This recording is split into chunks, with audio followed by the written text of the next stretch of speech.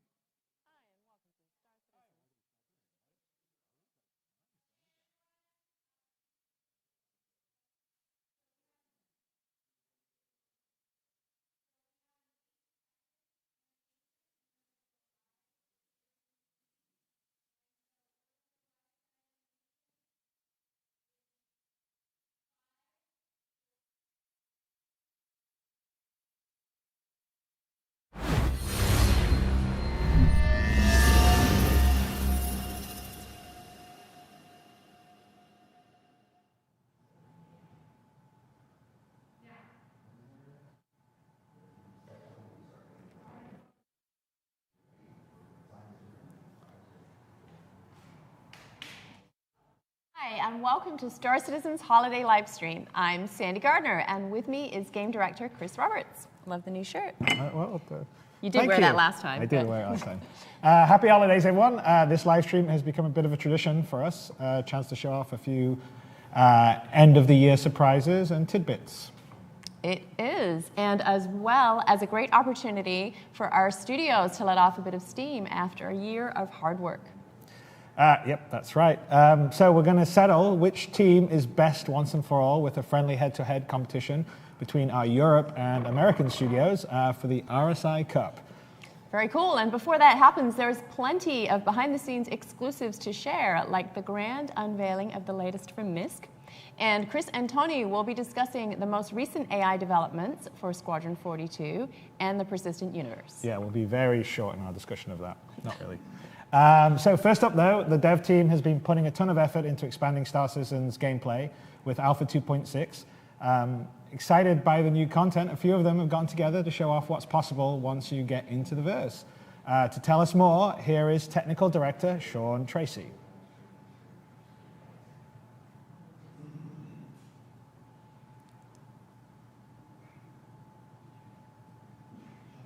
Hi there, everyone. Happy holidays. I'm Sean Tracy, Technical Director of content for Star Citizen.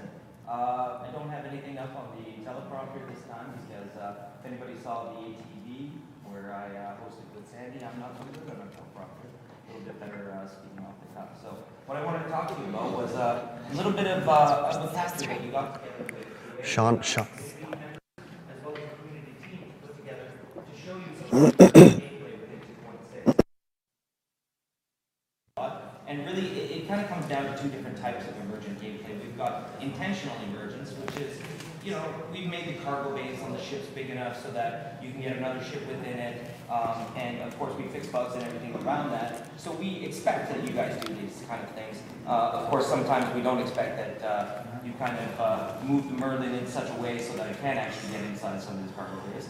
But then we also have these unintentional emergence. And one of those is, we've seen this a lot on the live streams, where the live streamers like to do something called the Big Benny's Run. So that's an example of sort of the unintentional emergence. So what we want to show you in this capture is all the things that can happen while you're playing in the verse, and all of the new stuff that comes along with 2.6.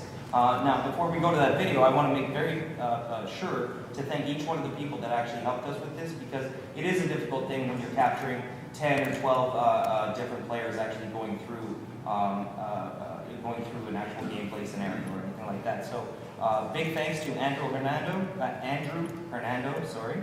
Nighthawk, Colby Schneider, Vincent Sinatra, Stoutman, Eric Pietro, Billy Deltron, Jared Huckabee, of course, Tyler Tumbleson, Michael Blackard, and Jason Cobb. And finally, thanks a lot to Tyler Whitkin, who plays a big part in this video. So without further ado, I hope you guys enjoy, and enjoy the rest of the live stream, and happy holidays.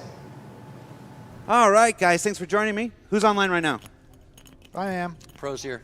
All right, I'm getting some armor. I need everybody to get set up, get your armor, get your weapons, and meet us down in the middle of ship selection, okay? All right, you got it. Hey, Colby. Oh, dang, that's that new Star Marine armor, huh? You like that? Dude, that is. I'm still rocking the Odyssey armor. You know, I'm an old-fashioned guy. That's good too. Eric, what are you doing right now? Oh, getting my armor. Is it the new stuff? Yeah. Star Marine How's, medium armor. how's it look, man? Looks great. All right, we'll meet you out front, Garrity.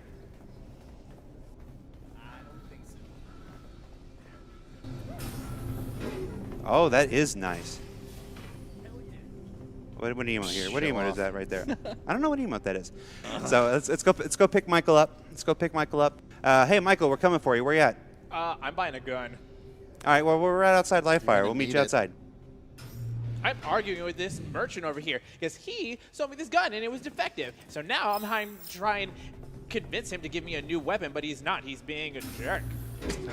He's not even talking to me either. You know that's an NPC, right? What? All right. Come on. So guys, what happened last night? I'm talking to Tyler. You know, I'm bragging about our collection because we've been building up quite a collection aboard my Caterpillar. And he's like, "Well, quite a collection. Well, why don't I come and take it?" And I said, "Well, maybe you should." And he said, "Well, maybe I will." And so now we've agreed to meet up at Kovalex and fight over it. So, So we're gonna kill him, right? oh yeah, absolutely. But I'm Okay. going to need you guys to pick up escorts. Selection confirmed. Your ship is currently being delivered to the launch platform. So obviously I'm flying the Caterpillar. One of you, Colby, what are you going to fly? Valiant. Valiant. How about you, Michael? I'm gonna go with the Renegade. Renegade. It's the blue. I'm in love with the blue. Nice. How about you, Eric? The Vanguard Hoplite. Also, I already talked to Randy. He's going to bring some mercenaries for us. So Randy's going to hook us up. They're going to ride shotgun in my Caterpillar here. Sure about that? Well, just in case he gets past you guys. Dude, have you guys seen the Caterpillar yet? I mean, it's probably my favorite ship. I'm not gonna. I know I sound like a salesperson here, but I mean, I'm a fan of those Philip K. Dick, you know, used futures. The Caterpillar looks lived in. It's a ship after my own heart. Ooh, there's my big blue. I think the Valiants. Look at that. Oh, so nice. The Valiant's a nice looking ship. Missiles here. Something a little better. Getting my ship too. I'm also getting my ship. It's about time. All right. These guys. Our friends.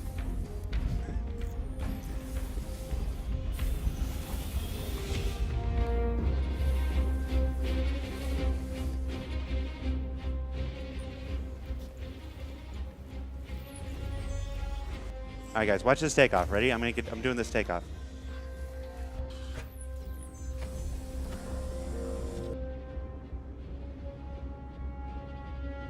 Here we go. Let's see if I can do Don't this. crash it again, Jared. No, I've done this successfully no times, but I feel confident about this time. Oh, Come on, that's- come on.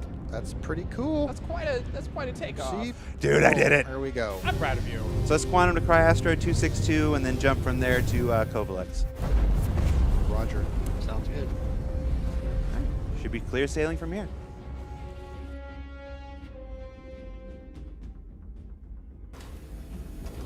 All right, gents, who's online? I'm here. online. All right, here. listen, I was talking to Jared yesterday, and he's claiming he's got a caterpillar filled with loot. To be completely honest with you, I think he's full of shit, but I don't care either way because I think it's an opportunity for us to kick some ass. What do you say? Hell yeah. I'm down. Bust up, Jared. Let's steal it. I'm in. All right, get geared up. Meet me at the bar. No problem. I'm already down here. I'm arguing with some Ranger fan. You're always getting in fights, guys. All right, stop messing around, guys. Let's get going. Let's get going. So, what's the thing about Jared? So he's got a caterpillar. He claims it's filled with loot. I don't really know if that's true, but I don't really care. Give me a sec, guys. I'm getting some new armor here. So we should blow it up. Go with the heavy. Well, we could blow it up, but that seems a little bit too easy. Wouldn't it be a little more fun if we could take it from him? Yeah, I'm down for stealing. I mean, the guy's been bragging about his caterpillar all week. Claims it's filled with loot, so we'll find out. But, I mean, honestly, if it's not, it's a good opportunity to shame him. What do you say? Let's do it. So loot or no loot? What's up, guys? Loot or no loot? Flex. Let's just shame him. Good. You put on some weight. Hey, I am not fat. All right, let's get geared up and head out. You guys coming? All right, so what's the details? All right, coming. All right, I'm going to take the Cutlass. What are you guys flying? I'm going to grab the Comet. I got the Wildfire. I'm going to take the Scout. Let's do this. Heavy armor, fast shit. So I got a few recruits coming, guys. I don't want to spoil it quite yet, but let's just say there's a little bit of a Warlock surprise coming. Interesting. Are you guys ready? Let's get out of here. Let's roll. So ready. Let's do this. All right, move on me. Watch out for the asteroids. You might want to take that advice yourself there, pal. I don't know what you're talking about.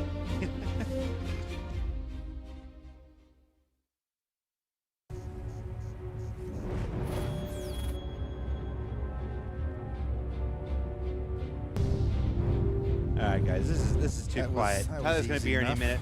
Michael, Colby, Ready Eric, to go. let's get Hey into guys, positions, man. first we're in your voice channel, next we're in the Caterpillar. Hey, buddy. Let's scramble, everybody. Move on me. I am get out of here before. I've got the Valiant. Surprise, mother! What? What was that? Engines are down. Take it out. Warlock. I'm down, guys. Cover me, please.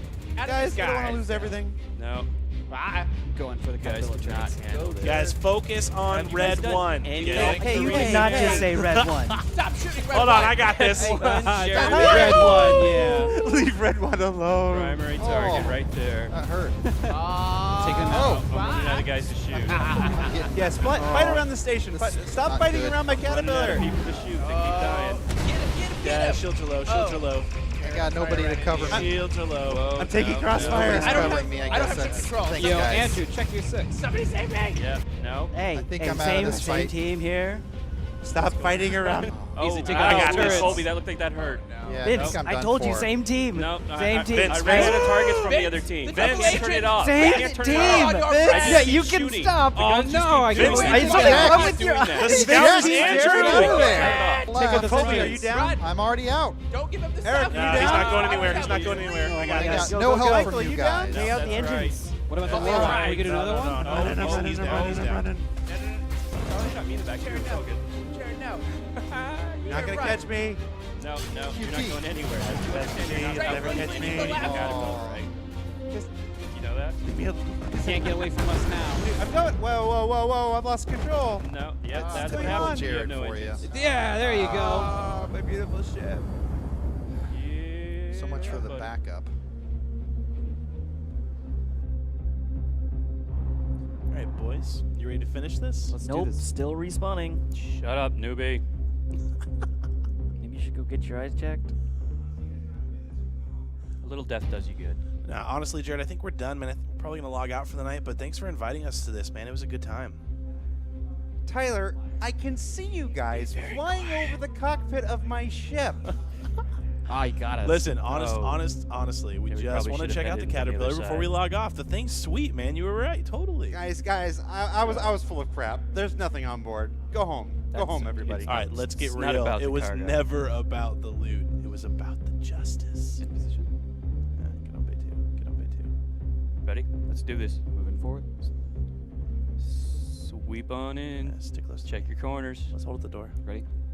Vince, I hope you die. Go ahead. Moving follow forward. We'll follow you. Keep your eyes Looks open. clear so far. Balcony on the right. I got him. Yep. Oh, there's two up there. There's two Yeah, of them up there. The ladder. There's two by the ladder. Oh, I gotta step back. I gotta reload.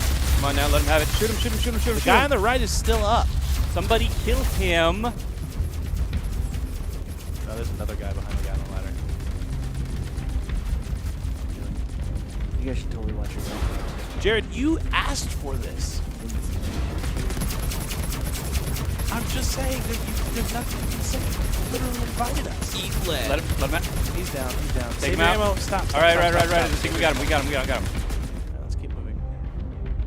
Jared acting like he's got tricks up his sleeves. Hey, go ahead and move it. Moving. Oh shit! Wait! It's an ambush. Back up. Hey, catch. Oh, that got him. Nice. That got him. Sweet. They're Move on both in. down. Move on in. Vinny, stay right. There. All right, Vinny, go right. I'm gonna stay left. All right. I'm going to the bridge. All gone. Hey, Vinny, you find him first. Do me a favor. Teach him a lesson. Oh, with pleasure. Hi, Jared. Hey, Vince. Want to know what I think of you? And that's what I think of you. Did you get him? Oh, yeah. Sweet. That would have been a lot. Honestly, I don't even care that the place is empty. I really don't. It Yeah, was no, I'm worth not really it seeing just anything. to get the kill. It would have gone a lot faster if I was there. No, I think we're keeping the caterpillar. What? What? Jared, did you collect like every Benny's in the verse? Well, who's hungry? Hey, welcome back. So I hope your little trip in the verse with our community and team members was pretty exciting, pretty fun. I hope you saw some of the new features that are coming along with Star Marine, as well as benefiting the persistent universe. So one of the major things that we saw within there was some of the new character models. So these are some of the new character models coming online with Star Marine, the modular armor. Yep. So we have our new light, medium Marines. So both of those. Yep. And then the cool thing about that is it's not just it's part of 2.6, but it's also going to be in Star Marine as well, where we're really focusing on those. Okay, cool. What was some of the hardest things you think that came up while you guys were making these? One thing that we started to do with them is, and you'll see this in Star Marine, is we actually swap all the heads. Yeah. And so this is kind of a preview of what we're going to be doing with character customization. So you'll be able to swap out your heads, you'll be able to swap out your armor, armor modularity, so you'll be able to put on different pieces from other ones. Awesome. The slavers actually use, the bad guys use bits of the Marine as well. So that's kind of peeking at how we're going to be able to mix and match between all our different kinds of armor. Yeah, and we're in progress in the heavy Marine, right? And we got a bunch of other stuff, sort of the character pipeline's ramped up. We've gotten some really great new character artists on the team, so I think there's going to be some cool stuff coming down the road as well. Progress, and I think we're all looking forward to, I mean, this is our first time for a little while putting new armors and new stuff in the PU, so now you have some new stuff in the shop, which is exciting. Yeah. And it's just going to be more of that. Yeah, and it was a question mark whether we get rid of the old stuff, right? Yeah. But actually, it was I think a really good call from Chris. Is some of the people really like those old helmets. They like the I say old helmets. I mean they've only been around for a couple months, but well, like the outlaw helmets and all the old ones. So I really wanted to just delete them all, put the new ones in. But well, I mean we'll definitely do. With some of the old stuff, we'll go back and kind of done like we've done on ships, where we'll bring up the old models to the current standard, because we have a complete new shader we use for the characters. It's more efficient, allows more flexibility, and we've also been sort of pushing the character fidelity in the modeling, so that's sort of really ramped up over this past year as we built the team up. Yeah, we want to bring everything Josh up to the same level. Come aboard. Right. But we should we'll go back and sort of revisit some of the old outlaw stuff and bring them up to the current standard. Because there's some pretty cool designs. It's just a matter of, they just need to come into 2016 and 17. Yeah, exactly. And I think one of the good things to mention, just on the immersion and fidelity front, is that we're doing a lot of facial animation now, contextual based on the activity of the player, which is super cool. It was something that I saw a long time ago in Battlefield. They kind of had one or two. They had little idle, and then when you fired, he would just get all angry. But we've got a lot more kind of emotional states within there, right? We've got some injured states now. We've got sleeping. We've got, now when the guys die, they actually close their eyes, and you can check some other games, because not every game does that. Right. So I think it's exciting to be contextual based on. And we're going to push it further. And I think it's going to lay the groundwork for some stuff that we'll show next year that's going to be very cool. Yeah. tease you, but we're all quite excited. But we're sort of building all in the ability to have the faces. We've talked about the character and the sort of facial tech and the ability to have a unified rig, so you can have all these different faces and drive it from one rig. Yeah, and this is always what we said would be that first step of selecting the face. So you would just get your facial selection first, and then once we want to get a little crazier with it, we'll end up putting the customization and everything on top of that, which will be, and then again, very the other thing in what we just saw, which is I find kind of great, is some of the new ships, right? The Caterpillar. Yeah, absolutely. Elwin and his team did an amazing job building that out. I mean, that's the Starfarer previously was sort of our biggest ship. I think volume-wise, the Starfarer and the Caterpillar probably match each other, but the Caterpillar is a much longer ship. Yeah. It's also more a sort of straight-up cargo ship with the cargo modules. And I'm actually kind of looking forward to, you already see some of the gameplay, but as we move towards 3.0 and we've talked about how we have atmosphere volumes, and so when you open up areas, if there'll be decompression, or if you blow through glass, we're setting up the systems to do that. And we're also going to be setting up the stuff for the boarding, so security and boarding and stuff like that. So that's not in 2.6, but that is coming down the road. Definitely will be in 3.0, you can sort of see the potential, right? Where you've got these huge ships that you can fly around on and run around and have FPS battles on, or as item 2.0 comes online properly, which again would be sort of a 3.0, you'll be able to run around and things will break and you'll have to fix them, replace fuses, replace power rods. You can sort of try to sabotage things if you're boarding, if you're defending. You could probably shut down areas and do stuff like that. So there's just a lot of potential. So it's kind of cool to sort of see some of the you can absolutely see that with the Caterpillar. And I mean, even in that in the emergent gameplay capture that we just showed, we have a lot of FPS combat that happens inside that Caterpillar. But again, you could take just this 2 minutes of footage, put it in front of anybody, and they would be like, oh, they're inside an FPS level. But actually, it's its own level. They're inside of a ship that's spinning around, that's been purchased from a station. It's just it's crazy. That's awesome. And then the other thing I'd say is we have quite a lot of ships in 2.6. In fact, we have more ships in 2.6 than we were planning to do originally, because obviously 2.6 has taken a little longer, and because of that 3.0 is pushed out, and so things like the Caterpillar, things like the 85X are now in 2.6 where they weren't, which is also kind of cool. So there's actually quite a lot of new content to enjoy, in fact more than we were originally planning in 2.6, because the date shifted. So I think everyone's going to have fun with that. So I think it's going to be really fun. But anyway, so thanks to Sean and Josh and to all the team members who happened to fly around Crusader to help us do that piece. But enough from us devs, we tend to go on a bit. Let's turn to the community. Not only are they helping to make the game, they're also making a ton of amazing content themselves. These past few weeks, the Evocati have not only been testing 2.6, they've been capturing some awesome footage along the way. So let's take a look at some of it. Here we go.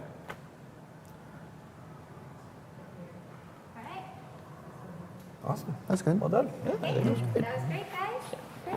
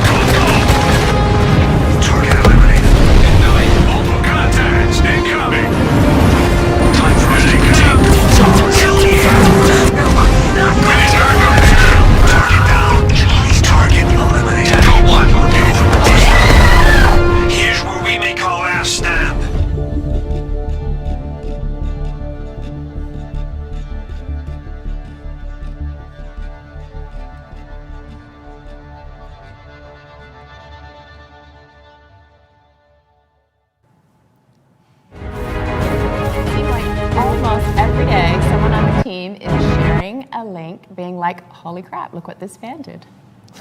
Yeah. I can't believe I just said that. Yeah, it's on the teleprompter. Yeah, the scissor reel we just featured from Mr. Hashgaha, I'm not sure if I pronounced that right. Haskaha comes to mind. Here we go. Put holy crap in there. What?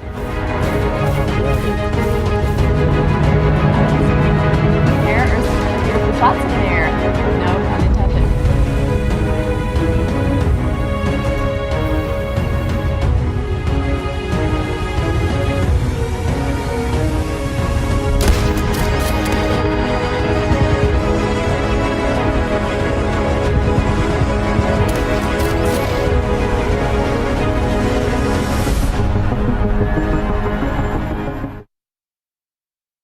In there. No pun intended. There you go. Well, allowing people to create footage like this was part of the reason why we pushed so hard to get the new camera system into 2.6.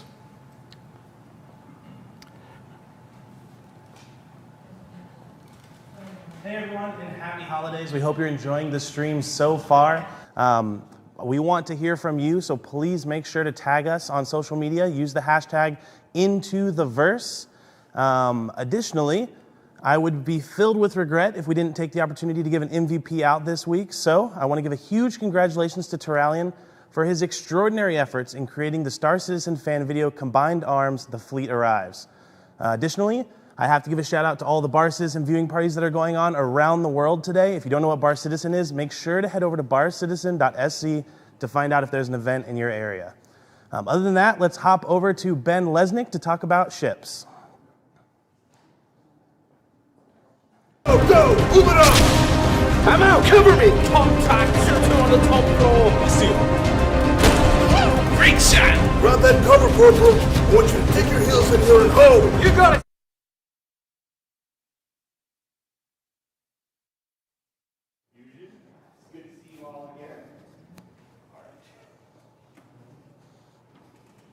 Hey everybody, it's good to see you all again. I'm sorry for the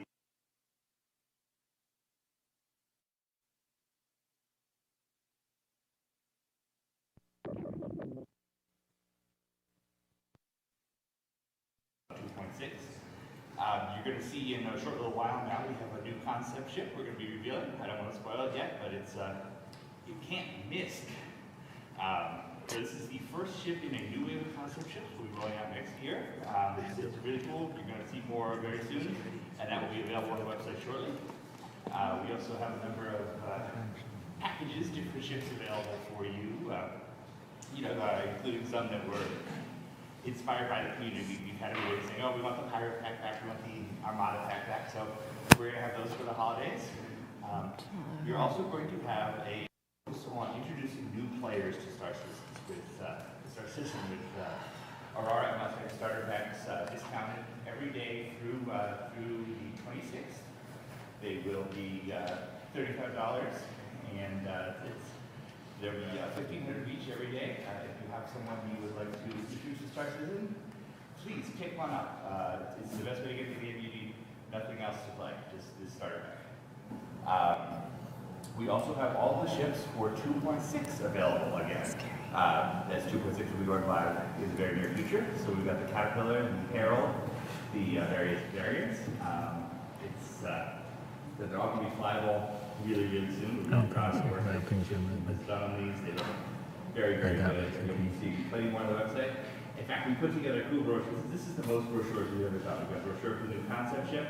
We've got a brochure from FTL Communications for the Herald, which is one of our numerous companies. And then we have another brochure for the Caterpillar, which is my favorite brochure we've done. It's sort of a how things work, but for one of Star Citizen ships. Those will all be available from now until the week following 2.6 launches. So everybody can get a chance to pick one up. There's also going to be a whole mess of new items in the Warrior Direct store for 2.6, including new missile racks and a couple of new guns. So lots of new ways to equip your ships. And last but not least, we have one exciting announcement for 2.6. If anybody remembers back when we did we released the Glaive, you would have to finish the Vandal Swarm to run your dash to get a Glaive. We are doing that again, and we're doubling up. We're bringing back the Glaive for the new Vandal Swarm. You'll need to earn the Glaive badge in order to have access to that. And then we're also doing a new Pirate Swarm, and if you complete that, you'll have access to, in the story, the Caterpillar, new variant of Caterpillar, pirate variant of the Caterpillar.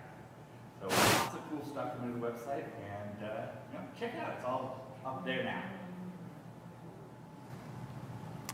Some very cool information, Ben. Thanks very much. And it'll be interesting to see how the Vandal fare against pilots with the new flight balance changes. Yeah, well, we're going to learn a lot from Marina Commander in 2.6, especially Pirate Swarm, since it's allowing the AI team to start testing different pilot profiles outside the aggressive Vandal. How will the AI fly when they're in a faster ship or when they have longer range weapons? It's going to be a great test bed and hopefully a lot of fun in the process. And the badges and Outlaw Caterpillar skin that Alwyn created will be a great way for players to show off their mastery. Yep, there you go. All right, so coming up, we have even more ships for you with the debut of brand new craft from Misk. Let's take a look. The initial brief for the Razor. So this is quite an exciting vehicle. This is the first race ship that we've had the chance to work on. This is meant to be a manufacturer Misk, and this is their entry into providing a competitor, providing a ship that will, be a top contender for the Murray Cup and racing series within Star Citizen. Misk is all about flowy shapes and power, but also like high tech with the incorporation of Jeanne tech. So first of all, we really needed to do some brainstorming and see what kind of direction we wanted to go in. And very early on, we decided not to go for the bubbly sort of 50s Formula One style, but more, really high tech, like incorporating the Jeanne tech into everything. So Formula One, that was just how we wanted to do it. So for us, this is a really good opportunity to take styling from Misk ships. We've seen Starfarer, Freelancer. Those are sort of quite bubbly, soft shapes, but with a Jeanne tech engine. Most of the time that I spent these last 2 months designing this was actually on the main body and getting all the reflections to line up, and all the bodywork and the shapes to just flow, and it was quite the challenge. But again, in the end, it will look really awesome when it flies past you as it wins the Murray Cup in front of your face. Styling is more of a hybrid. What we've done is, and with Chris's direction, we've pushed in this sort of Formula One direction, and then sort of added a sort of an additional layer of sort of splitters and spoiler tech, sort of like 3D printed, to give us some more interesting shapes. The process on this was quite interesting because I really had to use all the software that I am familiar with. So I used Photoshop for all the sketching. I started out with just 2D sketches for everything I did. Then I blocked it out in a program called Modo, which is standard polygonal modeling, just like Maya or Max. And then I really like the creativity that you get from it, but it doesn't give the super perfect smooth finish that you want of a Formula One car. So then I took it into Fusion 360, which is a program that is really similar to Autodesk Alias, which is used in the car manufacturing industry for years. And that really gives you the nice transitional smooth surfaces. So it's all modeled in NURBS and in CAD software. Most of it, and then actually I took it back to Modo, and I finished modeling all the sky, the skirts, and all the splitters in Modo. And then the funny thing is that the landing gear I actually did in SketchUp, because SketchUp for me is just easier to model, dynamic mechanical objects with that have to interact and move because of its really awesome grouping system. So yeah, I really had to pull everything together to make this design work, but in the end I think it really syncs. So. A good part of this process is that really ours is sort of the first stage. Once it goes to the ship production guys, then they can really start working in the detail, really sort of figuring out any areas that we may have left slightly vague just due to timescale. And then they really just sort of get to polish it up. I mean, fans are aware now of the sort of level of quality we can achieve, and that's down to those guys, and they'll really sort of take it to the next level. It has been great seeing the evolution of the Misk design from the Freelancer to the Starfarer to the Reliant and now the Razor. A really great showcase of our new ship pipeline. Now, I just got word that Team Europe and Team USA are all ready to battle for the RSI Cup. But before the competition kicks off, senior producer Eric Karen Davis is going to be joined by Chris and Persistent Universe game director Tony Zurovec to discuss the latest on the game's AI. Eric. Hey everybody, and welcome back to the set. We've got Chris and Tony to talk about some very exciting stuff. But first, happy holidays, season's greetings. Let's kick this thing off with some questions now that I have you two gentlemen together. The first question, we're going to just talk about subsumption. What is subsumption and why is it so important for all the games, or portions of the games we're making? Okay, well you should take that one, Tony. Subsumption, it originally started out being a way to abstract a bunch of the low-level AI concepts such that the designers could much more rapidly create a wide diversity of different potential reactions, prioritize them, and things of that sort. It's evolved since into the solution by which we're going to tackle the mission system and allow for a lot of algorithmic content to be created. It's basically taken over the conversation system because we needed to be able to seamlessly merge all of the AI functionality, people searching for things, walking towards things, using things with the actual dialogue that they're going to be speaking, interacting with the player, etc. And so it's really turned into, I would say, over the course of the last 12, 18 months, it's grown into the back-end gameplay system with which the designers are primarily going to interact in order to create all of the content for the game, the actual gameplay stuff. That's very cool. Yep. Well, I totally agree. No, I was just saying. I mean, because it's one of the challenges that we have is that we have a wide range of needs, right? So we have what we need for Squadron 42, which is, we're trying to go for more sort of lifelike living their daily life aboard a space carrier AI, and we also have sort of mission needs that we have there. But then we have the online universe, Star Citizen, that has all those needs, plus we need it to be emergent, have them react to players and other AI. We need the missions themselves not just be single scripted ones, but be sort of pieces that could slot together in sort of smart different ways based on inputs and variables and what's happening around them. So you actually get the gameplay and the missions and the AI sort of reacting to what's happening in the universe and changing and adapting to that. So the player actions will have some impact on it, other AI actions will have some impact on it. So the idea is to have a system that can accommodate the needs of such a big sandbox, which is a multiplayer sandbox, as well as a sort of smaller single player sandbox, which is pretty complicated. I think that there's not many games that try to do that kind of thing. And so that required a ground-up reconstruction of what we were doing for sort of AI emissions, because it's very different than, say, what the engine that we're using, CryEngine, really excels at, which is sort of these single-player kind of experiences, like a Crisis game and stuff. And so it's taken a lot of time. We have to make sure that it's also, and also when we build things, we build it in a way that will work for a long time. It's expandable, and also will work in an online multiplayer environment as well as a single player environment. So, we're lucky, Tony, I don't know if he mentioned this, but, one of his, he wrote the AI system on Ultima 7 many years ago.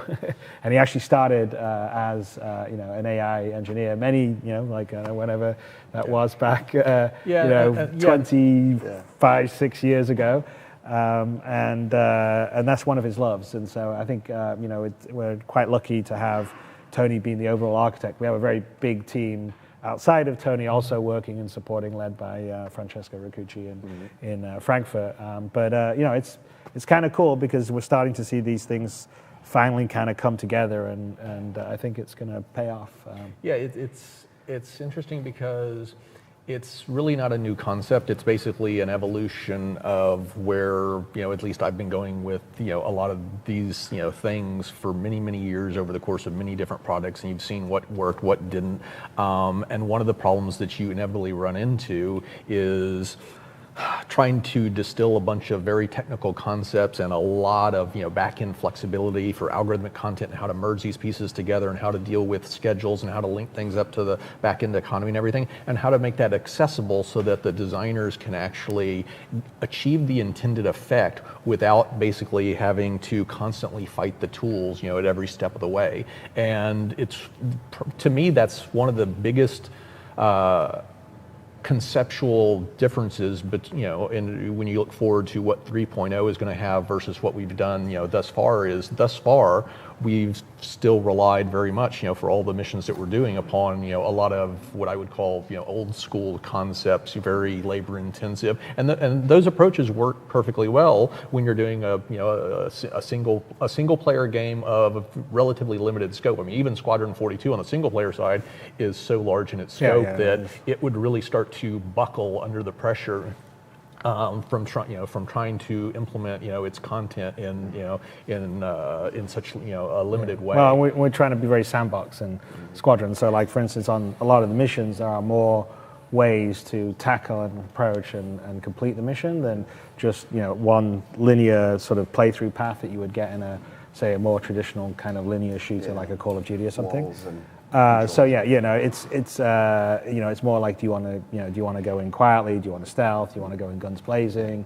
Do you want to use the systems of, say, the base that you're infiltrating against the people there? Are there other ways you're going to do it? And that's where Item 2.0, that's where Subsumption all sort of comes in, because it sort of creates emergent gameplay. And it really, between sort of what we're trying to do with Item 2.0, and Item 2.0 is really sort of a misnomer because it's sort of like the way all entities in the world operate, and they have this sort of functionality, and you'll be able to do things with them in a way that you haven't traditionally done in FPS games, more like a adventure or a puzzle game, and they're much more usable, the items, and picking up things, turning things on, putting batteries in to get them to work and stuff like that, combined with Subsumption and the mission stuff, which is built to sort of be more a rule set, so it can deal with different scenarios or different actions that the players are doing and react to them. I think it's going to actually make some really interesting gameplay. It's just taking a bit longer to get that than you would do in the sort of more traditional straightaway scripted way, but it's definitely, I think, worth the effort. Well, and it sounds incredible, right? Like this is a massive part of what we need for everything we're making. Yes. So yeah, it takes time, right? Yeah, that's great. Well, so we've got a lot of questions. Obviously, I could get you guys in a room. We could talk for hours. But a question that was coming up as Tony started mentioning 3.0, right? That's the questions we're starting to get. What a good question was, what kind of work needs to be done to make Alpha 3.0 happen, right? That's the question everyone wants to know. What's left? I want it. Give it to me now. So what do you guys see as what's really the next pieces to kind of make that thing come to life? Well, there is quite a few foundational systems we have. I mean, obviously we're talking about Subsumption and the mission side, which are two of the biggest ones. And so, luckily Squadron and 3.0 are kind of aligned in both of those, and I think I talked a little bit about the newsletter that we just sent out this morning. Don't pause and go read that yet. Save till you're done with us, and then go read it. But it's so good. There's a lot of like little detail stuff that besides sort of the big headline sort of profession stuff, there's things like you've got to okay, if we're going to have all the people running around this star system and we have these different landing areas, we have to take care of things like, landing order, right? We need air traffic control, just like you do in a normal airport. So, we have to go and write the logic that determines, how long you can land on a pad, what order you are in the queue. Then if someone decides they're not getting out of their ship in time, we've got to forcibly take them out of their ship and put their ship off in a hangar and open it up for someone else. There's things that in terms of we've talked about interdiction. So if we're going to have cargo and going from point A to point B, there needs to be some risk to that, which means someone's going to, if you're on a safe cargo run, perhaps you're going to get attacked by pirates. How do pirates stop you when you're in quantum drive? So all the, those things like, we're talking about, okay, we want pirates. Well, we need boarding and security. Now, you can already fly, as you saw earlier in the show. You can sort of enter ships because there's no locks or anything. But that's, ultimately, as we move to a proper economy, that's not so fun. So, we're going to have, and this is what Item 2.0 is going to allow you, is you're going to be able to sort of lock down your ship, and so you can open up your doors or not. Then maybe if someone's boarding, they can try to hack the door, or maybe they can just use an explosive charge to disable it and get in. Then if they do that, perhaps they'll decompress the inside of it. So all these all these things, we've been laying the core systems. Some of them are actually sitting in 2.6 but not fully utilized yet. But there's still game code that has to go on top to finish off this stuff. But those are an example of when we say, okay, we're going to have cargo, we're going to have piracy. I've just sort of talked about some details that we have to take care of to get you there. And I think that's generally like, people go, well, it takes a long time to get all this stuff done. And really kind of this sort of stuff is what takes the time, because the big high level stuff is obviously, oh yeah, I can understand. I need to create this landing area and this landing area and this landing area.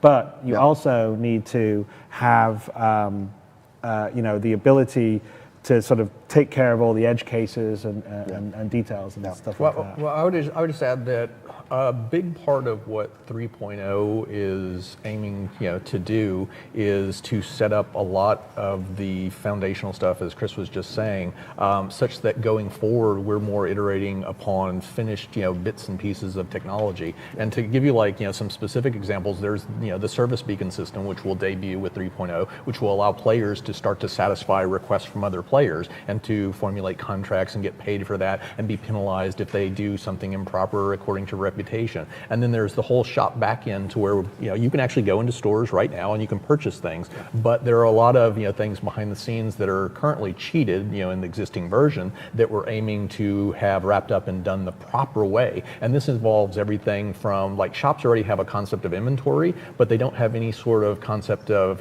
dynamic pricing. They don't have the concept of actually storing inventory. They don't actually distribute requests for more product when they are basically experiencing heavy demand. And that request for product is not translating and turning into missions that players and NPCs can then go fulfill. We don't have and another thing aiming for on 3.0 is what I call the probability volumes, which are basically the intermediary between the back-end simulation and what you actually see when you're flying around in the game world. These probability volumes basically take all the essence of what you could potentially see, and it basically collapses into reality as you kind of fly through, so that if you're between say ArcCorp, which has a TDD and a refinery installation, then you should see a bunch of freighter traffic basically going back and forth there. And if there's a lot of value, then you're probably going to see pirates getting attracted. And so this is something that we're aiming to get the first bits and pieces operational on 3.0.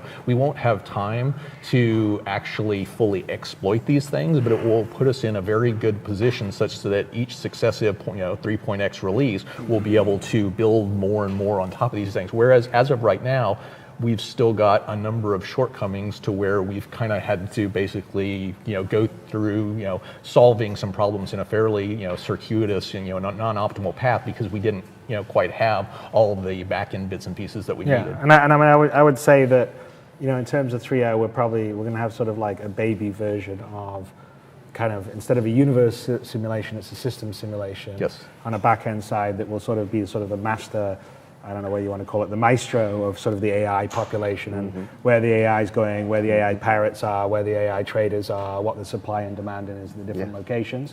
And having all those sort of come together, and that's sort of laying the foundation of how we expand out. So there's a lot of stuff to happen on 3.0. We've actually, along the way with it, I mean, Tony's already in process on the sort of probability cube, assumption, the mission backend stuff. At the shops, all of that stuff is, actually, basically, you've got very good visibility as to what needs to be done. It's just a matter now of actually, slugging it out and basically getting all these pieces done. But that actually says a lot, because if you go back, 12 months ago, we were still figuring out exactly how some of these more complex problems were precisely going to be solved. We knew the general direction. We've actually got a lot of specificity in regards to exactly how we're going to wind up addressing a lot of these things at this point in time, which is part of the reason why we actually only recently started to feel comfortable with putting production schedules out in front of people. Is because you've now got that, that level of clarity. So we're starting to get the wrap-up signal, but I don't care. I want to ask another question. No, it's fine, we can, because we're not network TV here. That's right. So let's take a few more questions. Yeah, let's do and it. then Let's do it. we'll move Okay, on good. So we're talking 3.0, and you already started alluding to this, but we get a lot of questions about economy, 3.0 economy, right? So obviously one of the questions that people are having is, will we start to be able to buy ships with UEC? What are the effects of economy with 3.0, right? We just talked about the complexity of once you think of a career and all the gameplay implications, and then how you give and take money. What are the thoughts about economy?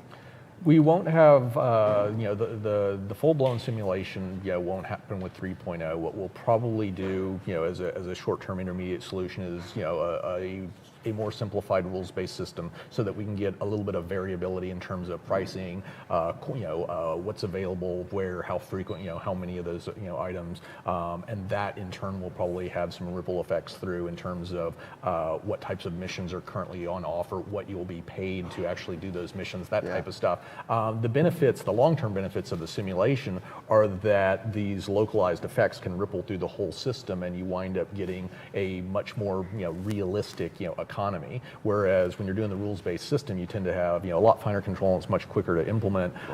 But it's much more difficult to basically get, this whole big, symbiotic, entity working, working properly. No, I think the other challenge that'll be really interesting is right now, you can't really sort of buy weapons and ships in the PU, and we don't really have expendables working. That will all sort of come with item 2.0. So, expendables are sort of the, obviously, things that make sense right now, like fuel. Although fuel's becoming more important with 2.6, it will definitely become more important with 3.0. But also, sort of ammo or missiles. But there'll be things like bits that will break on your ship, or fuses, or fuel rods, and various sort of small sub items that you'll probably have to keep a stock of. And you get in a battle, or things start to break down, you have to fix it up. And so we're trying to have some really cool functional emergent gameplay that will happen. But I think the really interesting thing is going to be, how we balance the cost of everything. Because one of the biggest challenges that we have compared to a normal MMO is that we have an incredibly range of economy that's happening. That you can go from, buying a handgun to, buying a space destroyer. Right now, normally in the real world, only a nation can afford to have a destroyer, and you can go down and buy, say, a handgun or whatever for $300, $400, $500. So, the challenge is balancing the game. So on the low end, you don't get, if I can afford an F-16 from day one, I don't care about getting a handgun, right? Because I can already afford a, $30 million, $40 million jet fighter. So $400 or $500 is nothing compared to my jet fuel costs or all the rest of the stuff. So the key is sort of trying to figure the progression and the costs, and also making sort of the bigger ships, be something that you work towards and earn in the game. And because it's you don't want to sort of do 4 missions and now I've dumped my Aurora and I'm flying a Javelin, right? That doesn't make sense. So we need to balance it in such a way that the bigger ships, the multi-crew ships, they'll have bigger running costs. You'll need crew, especially on the bigger capital ships. And they'll also have a different earning potential. So they'll be able to earn more, but will also have more running costs. And so you'll work your way up as a group or as a bunch of players together to do it there. So I think it's going to be interesting, because we've been sort of running our models on UEC comparative to kind of what we do it as pledges, and I'll say that people are getting a good deal on the pledge stuff, especially in the bigger ships, because they're going to just have to price up bigger based on kind of like the different missions and earning. But there's a whole risk reward stuff, so you may get paid more for a risky or a combat mission, but then you'll have bigger costs, maybe repair costs, repairing, like replacing your ammo and stuff that a trade run may not be. You may not have those same kind of costs, although ultimately, so it may pay a little less. So that's going to be the big challenge, and that's what's really exciting about 3.0 is getting the first bit of that in. I'm sure we're going to have to do a lot of adjusting and adapting, and we'll sort of be working towards that as we build towards the there will be, because it permeates the entire design on so many levels. Like right now, you just think it's like, well, it's fairly easy right now to basically pull for another player's Hornet, and what's the real world value of that Hornet relative to as Chris was mentioning, the guns, the clothes, the armor, which we actually want to make it still kind of challenging to get to the next level of personal armor, etc. But who's going to do the mission to to basically make $1,000 or $2,000 or $5,000 when it's much easier to basically just pilfer another player's ship? And so there's a lot of work to be done to make sure that taking that ship. On the one hand, it's got to be extremely difficult. It can't be just get in and basically you press the button and it automatically starts. There's got to be a lot more difficulty than that.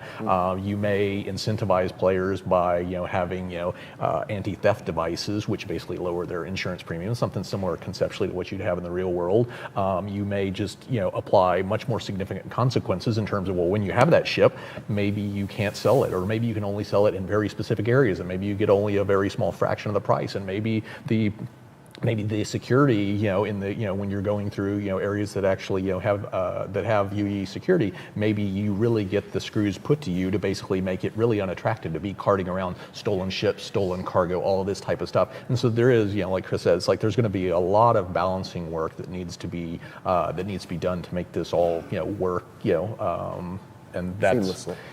Yeah, well, it's what I think a lot of the 3.1, 3.2, 3.3 is going to be. Is we've actually marked it out according to the schedule that we released before, to where we were being fairly conservative in terms of a couple occupations with each major point release. And once we've got a lot of these basic tools operational, creating the new occupations really becomes predominantly an exercise in basically just using things that we've already developed in slightly different ways, and so there's not a big technological uncertainty or anything like that. And so I think that all of those successive point releases are really going to spend a lot of their time just trying to get the formula right, and it's why looking forward we were being a bit conservative in terms of the rate at which we introduce new occupations. All right, 2 more questions. For the next question, you started tapping on this already. We talk a lot about careers at any kind of gameplay, right? People get really excited about what they're going to get to do. I have never seen a reaction from human beings in this day and age get so excited about the word farming. I was blown away at Citizen Go when we showed farming, and hundreds of years ago, that's just what people did, right? It wasn't gameplay, but they're really excited about it. So question was, how is that going to, what do you see that, how can I be a farmer? Tony, I want to farm in this game. First, I'd preface that with, I think that part of the reason why players get excited about that type of stuff, and I don't think it's just farming, I think it's actually just the non-combat aspects of the game. I think there is a significant contingent of the community that wants to do stuff other than basically... It's like resource harvesting, right? So mining, farming, salvaging, exploration, discovery of new things, helping other players, medical, assistance, things of that sort, and if we really want to basically be able to appeal to all those people, then we're going to have sufficient content in all of those different areas. And I think that farming is really just representative of the fact that you're really going in a direction, for that particular occupation that has little to do with combat. Now, they're based, you will still face it on occasion when you go into the busy zones, and if you've got incredibly valuable, seeds or fertilizer or whatever else, it's like then you're going to be a target for those people that are looking to make a quick buck. And I think that's kind of one of the things that reinforces that. Like, I know a lot of people, I see a lot of people on the forums anyway talk about well, what's the end game, and how am I going, how do we win and do this? And I sort of feel like in Star Citizen there should not be a definition of win. Is there a definition of win in real life? It sort of depends on your perspective, right? Yeah. So some people think they're winning if they're helping other people. They're a doctor, they're healing someone. Someone thinks they're winning if they're a world-famous sports person. Someone thinks they're winning if they're protecting their country. And so we want to give people the options to have all different kinds of play styles, whether it's passive or sort of more combat-oriented, whether it's you're set by yourself or with a small group of friends or with a much bigger organization. And and then depending on sort of what you're into, your definition of what your win or what your end of game will be different. Yeah. So we want to make Star Citizen, the big sandbox, have as much possibility as you see sort of in the real world. And I think that's kind of what's going to be really interesting to see happen. I think that's one of the big attractions to what we're pitching, and it's also one of the reasons why it's taking so long, because we're trying to build everything to be able to do that. Yeah, which you already get a sense of right now, right? I mean, we just showed off all the things you can do in this game, and you get a sense of it. It's like it's really exciting. Yeah, and if you think about farming, again, I kind of mentioned how we were being conservative with regards to the number of new occupations that we're introducing with the point releases, because we think that balance is really going to be a significant part of the of the game post 3.0. If you think about what is really involved in farming, it's like, well, it's going to be the acquisition of things. It's going to be the acquisition of rare seeds, which is going to probably involve you going to distant planets, discovering them yourself, or buying them and spending a fortune, or pilfering them from some heavily guarded location, things of that sort. It's going to be finding fertilizer. Perhaps it's just another thing to extract on a planet, no different from magnesium or cobalt or iron or anything like that. You're then basically putting you're using objects on other objects. You're basically applying maintenance in the form of radiation and water. Eventually you're harvesting these things. Then you're basically seeking to sell these things, which is going to be exactly like selling the stolen cargo that you've gotten off of that you took from another player's or NPC's freighter, or selling parts of your ship that you no longer want, and things of that sort. In other words, you can see all of the bits and pieces, all the primary bits and pieces that are going to constitute the farming occupation we're already going to have in other, working in other parts of the game. And that kind of goes back to, get your foundation right, and you will eventually hit this point in your development cycle to where you can start to create content at a much more rapid So let's pace. do the final question, and then we can, well, the final we can kick question it off to everyone else. The final question wasn't on these pages, unless there's something you guys want to talk about. Otherwise, it was more reminding that this is a holiday live stream. Right. And I have a 2-year-old daughter now, and so I wanted to ask you guys, what are holiday traditions, succinctly, that you guys look forward to around this time of year? Like me, I love looking at lights. My 2-year-old always loves to, now I've shown her some of these houses, and every time we drive one, she's like, lights. So we'll be doing that over the holidays. But what about you guys? What is a quick thing that you look forward to at this time of year? Well, I have 2 little daughters, so they love putting the tree together, and it's awesome seeing them get all excited by presents. Sure. Watching good movies. This is the perfect time. And playing some games. Exactly. And the time that I can actually play some games as opposed to work on games, is I don't get much time off, but over the holidays, that's one of the few times I do. Same, yeah. Tony? Yeah, so I just had a girl, Savannah Storm. So she's, as of today, she's 3 months old. Congratulations. And Happy so birthday. she's basically added to Phoenix, who's now 2. Yeah. And so what I'm looking forward more to this Christmas than I have in several past, because all of a sudden the importance, like Chris said, of getting that Christmas tree up, putting the lights. This is the first time, Phoenix, saw a Christmas tree last year, but he was 1 year old and it wasn't really registering. Now he's all over. He's pulling the lights. You start putting presents under. He wants to check them out, and he gets, he gets the whole thing.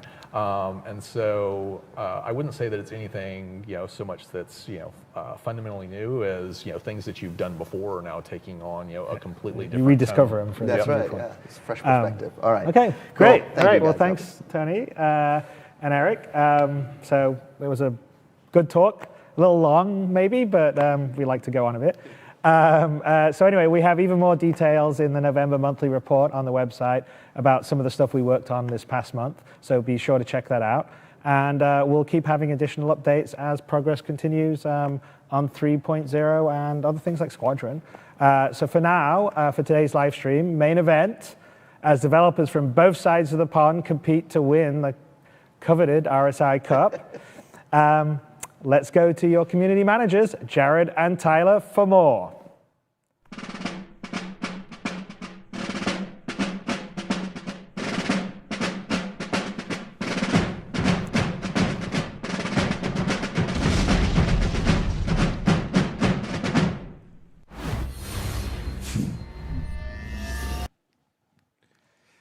All right. Hello. All I can do is laugh at this point. How are you doing? I'm doing all right. How about you, man? I'm doing fantastic. I realized right before we cut to us that this hat does not work well with headphones. No, neither does this one. This one is balancing precariously on top, so I'm going to go ahead, if it's okay with all of you, I'm going to go ahead and take the hat off for the rest of this. I'm keeping my on. Hi, everybody. I'm Community Manager Jared Huckabee. With me today is... Community Manager Tyler Whitkin. And we are here for the 2946 RSI Cup. It's an international tournament. We've got members from our Foundry 42 UK and Frankfurt studios loading into games now. Members from our Cloud Imperium Los Angeles and Austin studios loading into games now. And we are going to compete for an award that goes out to all of you. So at the end of this, basically whoever wins, they will get an RSI trophy for your hanger flare, and it will be emblazoned with the names of the winners. So before we get too far into it, we want to introduce the teams. We're going to start with Team Europe. We're going to show you a quick video, and then we're going to head to Cameron Wilkie out in Manchester for the rest. Ready? You're going to like this. All right. So 2.6, Star Marine, the big grudge match, US versus Europe. How seriously are you guys taking this?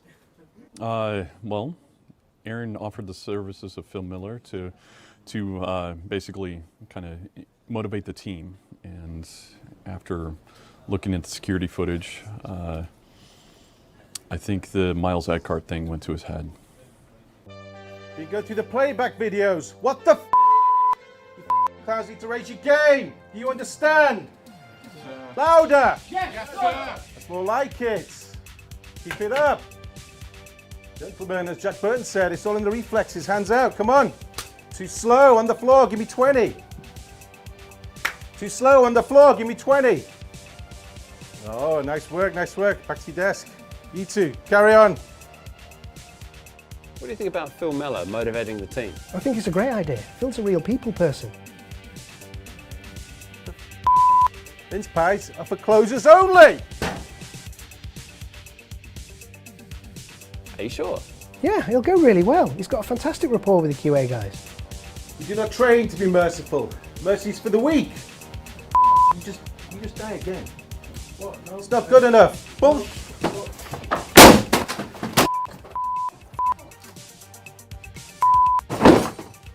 Aaron, I think Phil got a bit carried away. I don't understand. With a broken monitor, I've got mince pies with scraping off walls. I've been dealing with HR. Nick said Phil will be fine. It's just absolutely insane. I don't get it. I mean, we've got half of QA lining up to quit. You know what? We damn well better beat the USA now of going through all this kind of stuff, because this is absolutely insane. This is ridiculous.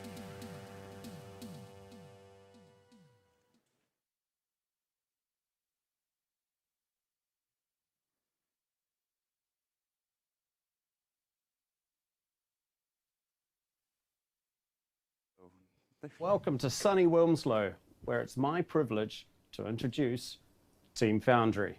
Starting off with Wayne. Wayne, how are you today? I'm fine, thanks very much, Cameron. What do you do here at Foundry 42? I'm on the QA team as part of the QA tech team. I've seen you in practice today. You have been kicking and taking numbers. Yeah, especially in the race. I'm hoping to win that one. I've had you set a personal best today. I did, just over 40 seconds. Yeah. Very nice, very nice. We look forward to seeing you on the track shortly. Excellent. And now to Mickey Oliver. Hello. Mickey Oliver, we've seen you on ATV a few times. Yes. Are you? What is your highlight you're looking forward to today? I'm looking forward to Star Marine very much. Yes, my favourite part. Favourite weapon? I like the shotgun. Okay. The best, yes. Get up close and personal. Mm-hmm. Very Yes, cool. Very pretty cool. Andy Nicholson. Hello, Cameron. Nice to see you again. Good to see you. How's the ship balancing going? Oh, it's a piece of cake. Don't worry about it. Are you enjoying the playthroughs today? You're getting a lot of personal feedback on your own balancing? Absolutely, yeah, firsthand. Very good. Definitely. Very good. Now, over from our German office, over from Frankfurt, we have Melissa. Melissa, how are you today? Hi, Cameron. I'm doing great. Any message you want to give our community? Thanks for supporting us. Very good. Okay. I'll do my best. Wonderful. And Mark White. Yes, hello. What are you flying in the race coming up? I'll be in the 350R. 350, okay. Are you expecting to come in the top three? I'm hopeful. I saw you come first and second in early playthroughs. Yeah, that was mainly people crashing. I go slow to try and get through. Okay, slow and steady. That's the way. All right, well, this is Cameron Wilkie from Wilmslow, heading back over to LA. Listen up! You had the honor of being chosen to be part of this team. Now, I see potential, and I, for one, did not come all the way out here to go home a loser. Did you? No, sir! I don't believe you! No, sir! Then you will train. You will need to hone your mind and your body. Winning isn't just an option. It is the only possible outcome. Do I make myself clear? Yes, sir! I can't hear you. Yes, sir! Sun salutation!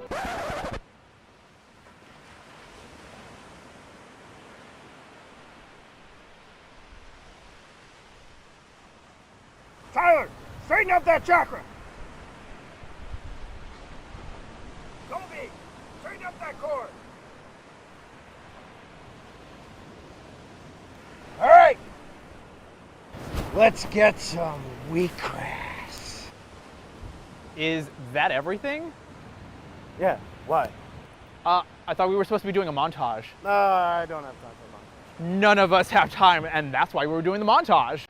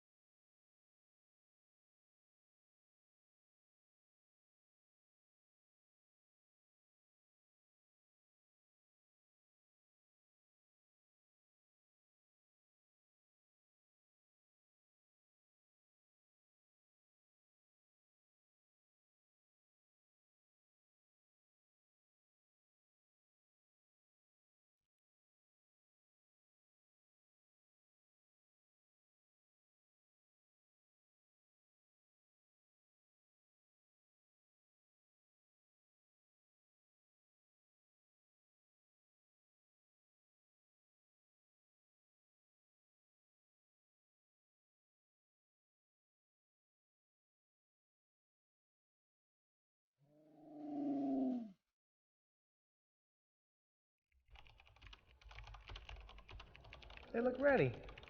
They were always ready. Did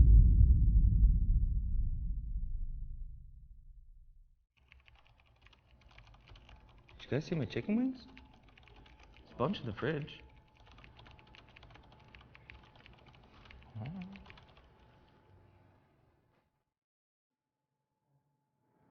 Hello, it is my privilege and honor to introduce to you the team that is expected to win and take this entire thing. So first, let's start at the very end. Why don't you tell us who you are and what you do for CIG? Okay, awesome. So how was it working with Steve Bender for training for this? It was really tough. You know, he was just screaming in my ear. Yeah, the whole time. a little intense. But yeah, it was very intense. But you know, at the end, he was the one. Yeah, it doesn't hear you say that. Let's go ahead and move on to the next one. All right, same question. Why don't you tell them who you're at and leave the camera right over here to the left. Tell them who you're at and what you do to come here in games. All right, and you came from Austin, Texas for this tournament, yeah? Okay, so you got to represent Austin, okay? Because I'm from Austin as well, okay? Yeah, I got that. And how was it working with Steve Bender this week? It was tough and it was exhausting, but I think it was well worth it. All right, fantastic. Let's move on here. Now, Colby Schneider, we saw you take a little bit of a fall in that video a second ago. How? No, you didn't? That didn't happen? Okay. Well, how was it working with Steve Bender this week? It was great. He was really inspirational, and he got us to be our best. So I think we're going to pull this one off. All right, fantastic. And the wonderful, well, I'll let you introduce yourself. Let's look at the camera right there. Hey, I'm Michael Blackard. I'm with the ATX crew, and I am a QA tester. All right, and now was Bender a little too intense for you, or how'd it go? No, Bender was extremely enlightening. In fact, if I win this for the team, he's going to teach me how to make his tri-tip. And did he pay you to talk good about him? No, tri-tip is enough. Bender. Let's move on. Oh, wow. Same question. Who are you and what do you do for Cloud Imperium Games? I'm Matt Sherman, technical designer here at the LA offices. I make spaceships. Fantastic. Yeah. Fantastic. And how do you see the outcome of this tournament going? Well, today... you better say that USA is going to win. Oh, no, I'm just going to ruin Vince's reputation because I'm playing as Nefumata for him. So Okay. that's my first I'm okay with that. All right, awesome. Well, thank you. And last but definitely not least, your name and what you do for Cloud Imperium Games. Eric Pietro, QA. All right, and working with Steve Bender, get through all training throughout the whole week. How'd that go? It was a lot of fun. I thought it was good. And is Team USA going to take this entire thing? Definitely. That's what I like to hear. Let's jump back to Jared Huckabee. Thanks, Tyler. So, yeah, that's Team America. We've just had our introductions to Team America and Team Europe. Once again, they are competing today for the 2946 RSI Cup to win a piece of hanger flare for all of you, emblazoned with either the Team Europe or Team USA titles. Now, this will be very similar to competitions we've had in the past. We're going to be competing in Arena Commander, in dogfighting, in racing, and in, of course, Star Marine. Now, each round will be worth 25 points, with Star Marine having special weight. Basically, no matter, if you fall behind in Arena Commander and racing, you still have your chance to pull ahead in Star Marine. So, Tyler, how was it over there? Welcome back. Good to see you, man. Welcome back. It was fantastic. I think they're ready. Well, right now, members of our QA teams from around the world are loading into the game. When we get the signal that they are ready to go, we will cut to them. I believe the first event today, if I'm not mistaken, is racing. Is it racing? It might be Squadron Battle, actually. It might be Squadron Battle? We got word behind us. Squadron Battle. So we are doing 10 versus 10 today. We wanted to get as many folks from our Los Angeles studios, our Austin studios, our Frankfurt studios, and our Manchester studios in competition to play for all of you. Now, this is, of course, Star Citizen Alpha 2.6, which we hope to have out to everybody very, very soon. Oh, yeah. Yeah. So we'll start off with Squadron Battle 10v10, which works perfect for the format that we want to do this for. And see, they load into the game now. I do want to add that it does look like they're loading into racing. Oh, racing it is. You were right. So already... Let it be known that you were right once. So it's already a point for Team Europe. It's already a point for Team Europe. Is that what you're wearing? Yeah, yes. I am okay. wearing the decorative garb of a Yeoman Warder. Okay. Otherwise colloquially known as a Beefeater. Okay. Now, I thought that was a fast food attire from your job before you got here today. No. And fun fact, though, I did look up what a Beefeater meant, and apparently, it's lost to history. I searched for quite some time because, when we were doing this, we're like, okay, we knew you were going to be Uncle Sam. Am I Uncle Sam? Do I look like Uncle Sam? You look exactly like Uncle Sam. Okay, well, thank you. So also, I wasn't sure. I don't do this. This is not my normal attire, believe it or not. No, I just is had this this in the tie closet. supposed to be around the collar, or is this okay? It's like a choker. I'm not entirely certain what you're doing, to be honest. No, me neither. All right. Well, we knew you were going to be Uncle Sam, so we asked our friends in the UK. It's like, well, what would be an appropriate counterpoint to Uncle Sam? And I remember when they sent that email, it's like, be a Beefeater. And I'm like, okay. And so now I'm a Beefeater, and I've got my lovely hat. And it looks like we are getting ready. We're getting started. So let's go to the. Nope. Okay. Not yet. Not just not yet. Quite yet. We're being told there's still some people ready. launching their clients. All right, they're still getting ready. So, Tyler, Arena Yes. Commander. Arena Commander was the second module that we released for Star Citizen. Originally, it was the hangar module, which allowed people to visit their ships for the first time.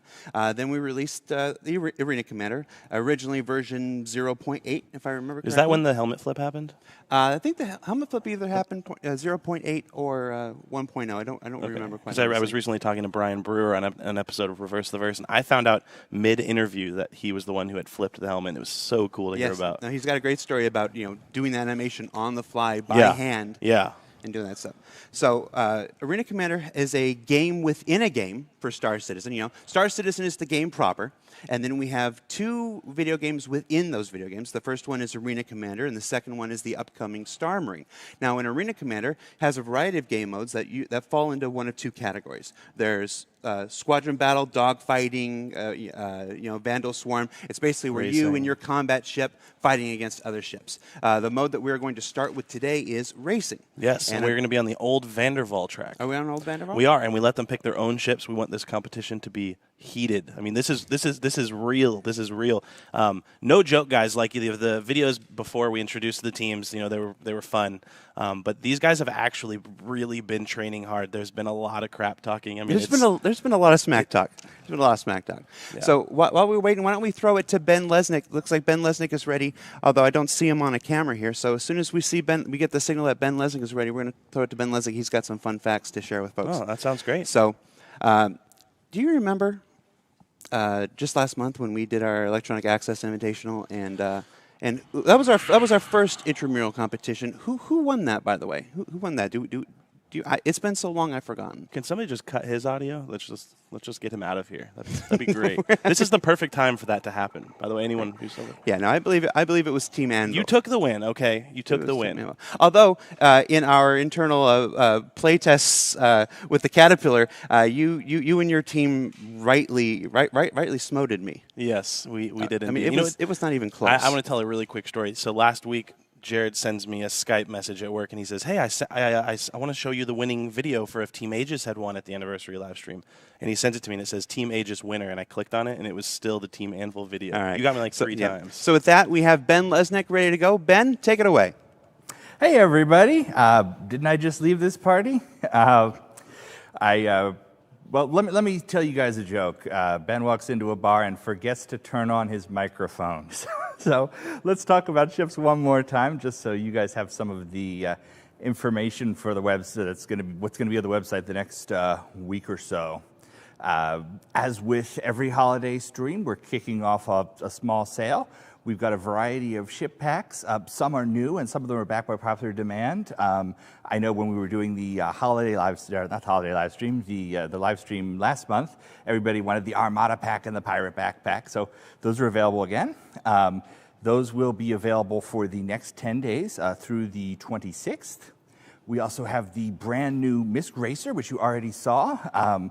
This is a ship really, really proud of. The team in the UK has done an incredible job on it. It looks like speed, doesn't it? It's so cool. Those are going to be available in the Pledge Store as concept sales for the next, again, 10 days with all the normal trimmings. We have all of the Star Citizen Alpha 2.6 ships available now. The Caterpillar, the Herald, the 85X, the special variants that we revealed last month. Those are all going to be available through the week following the release of 2.6. So once we get 2.6 out, we'll keep those up for another week. So if you ever wanted a Caterpillar or an 85X, or for the first time ever, the Vanguard Hoplite, this is your chance. I'm also excited to announce that we have a little bit of a fun thing for 2.6. If you remember back last year when we released the Vanduul Glaive Fighter, you had to complete the Vanduul Swarm to get a special badge. Well, we're doing that again, but twice as good. We've got the Vanduul Swarm, with the updated Vanduul Swarm. I'm sorry, your old badges are not going to carry over. You have to play it again. This is all happening once 2.6 goes live. So there'll be a new Vanduul Swarm you have to play through, and you can earn the badge for the Glaive. There will also be a Pirate Swarm game mode, and if you play through that, there will be a badge for a pirate variant of the Caterpillar. It's got a pirate skin with skulls and crossbones. It looks really cool.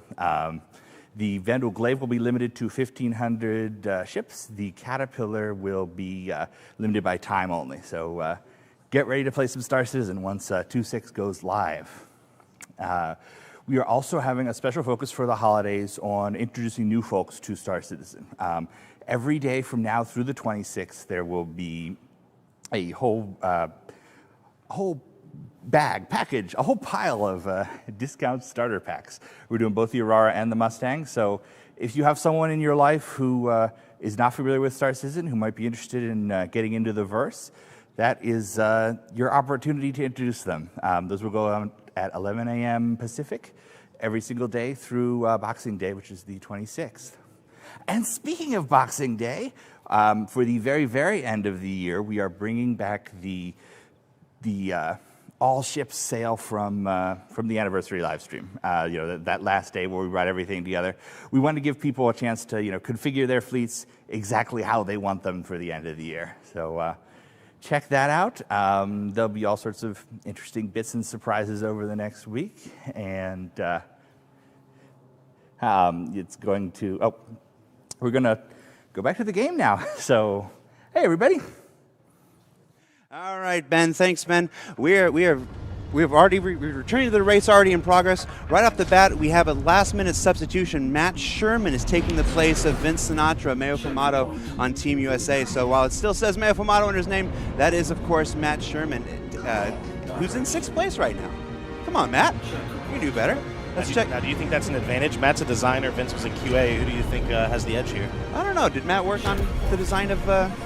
I'm not sure, but I do know that Vince played a lot, so we'll see how that affects the now, team. Now here we see who's in 1st place. This is Wayne Owen from Manchester, United Kingdom. He's on Team Europe. He does have face paint. I didn't notice that before. Now Wayne is one of the one of our senior QA testers there in the Manchester office, and he is just dominating on the racetrack right now.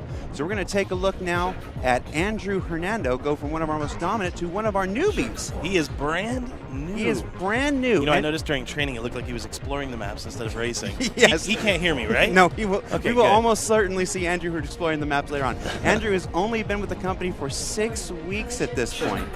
So now let's take a look at Tyler Tumlinson. Now Tyler works out of our Austin studio. Yes, Austin, Texas studio. Actually sits right behind me. Really awesome guy. I'm super happy that he was able to come out and compete in this. And look at what he's flying. He's flying the brand new 85X. Yes, it is sexy.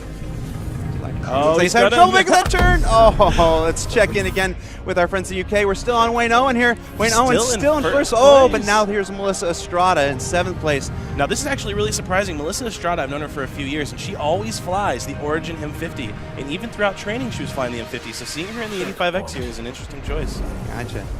Now we're just following. What is this? This is a Mustang Gamma making a leisurely tour through the map here.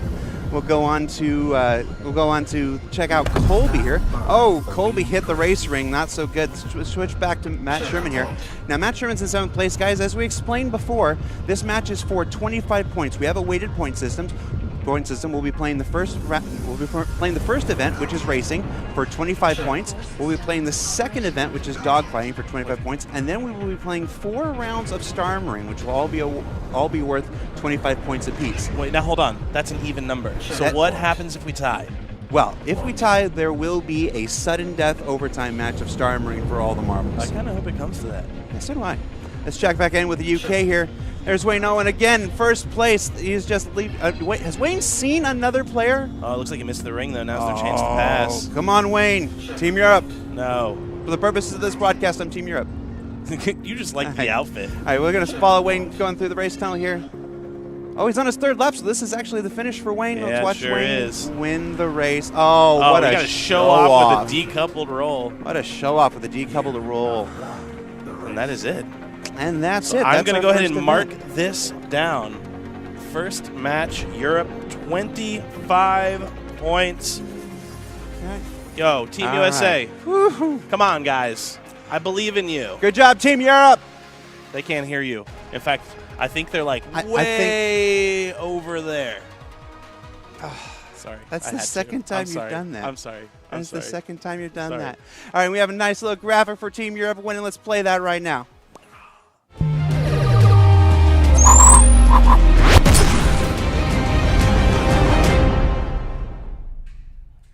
All right, congratulations once again, Team Europe, for winning our very first event, a race on Old Vanderval.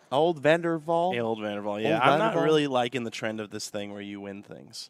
You know, that is well, okay. Well, I mean, I win the live competitions, but in our internal playtest, you definitely kicked my butt. Okay, so we've done the race. What's next? Next is a dogfight. A 10 versus 10 dogfight in Arena Commander. So this will be the biggest Arena Commander match as far as player count. This is a larger scale than usual. Yeah, absolutely. So do you know what map we're playing in Arena Commander? Yes, we're going to be playing on Broken Moon. Playing on Broken Moon. Yeah. So when we it's actually my favorite of the two, just because I like blue. Fun fact. All right. So, so let's go ahead and we'll take a few minutes and we'll check in with Cameron Wilkie, who's getting ready in our Manchester studio. As soon as they tell us Cameron's ready, we will switch to Cameron and he'll have a quick conversation with the winners of our first event.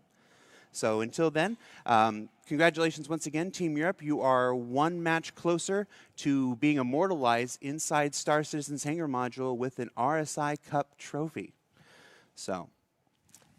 What you got, Tyler? You think you're proud? You're proud. I'm very proud. Look at my. You're my a traitor. Orders. You are a traitor. All right.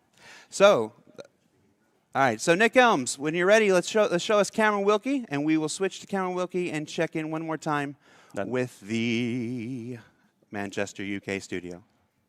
Okay.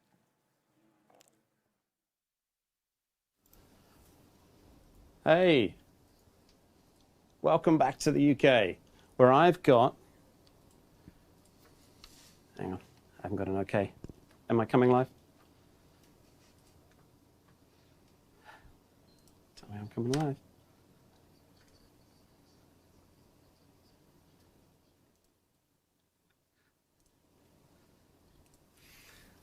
Hello, welcome back to the UK, where I've got Wayne, who just won the race.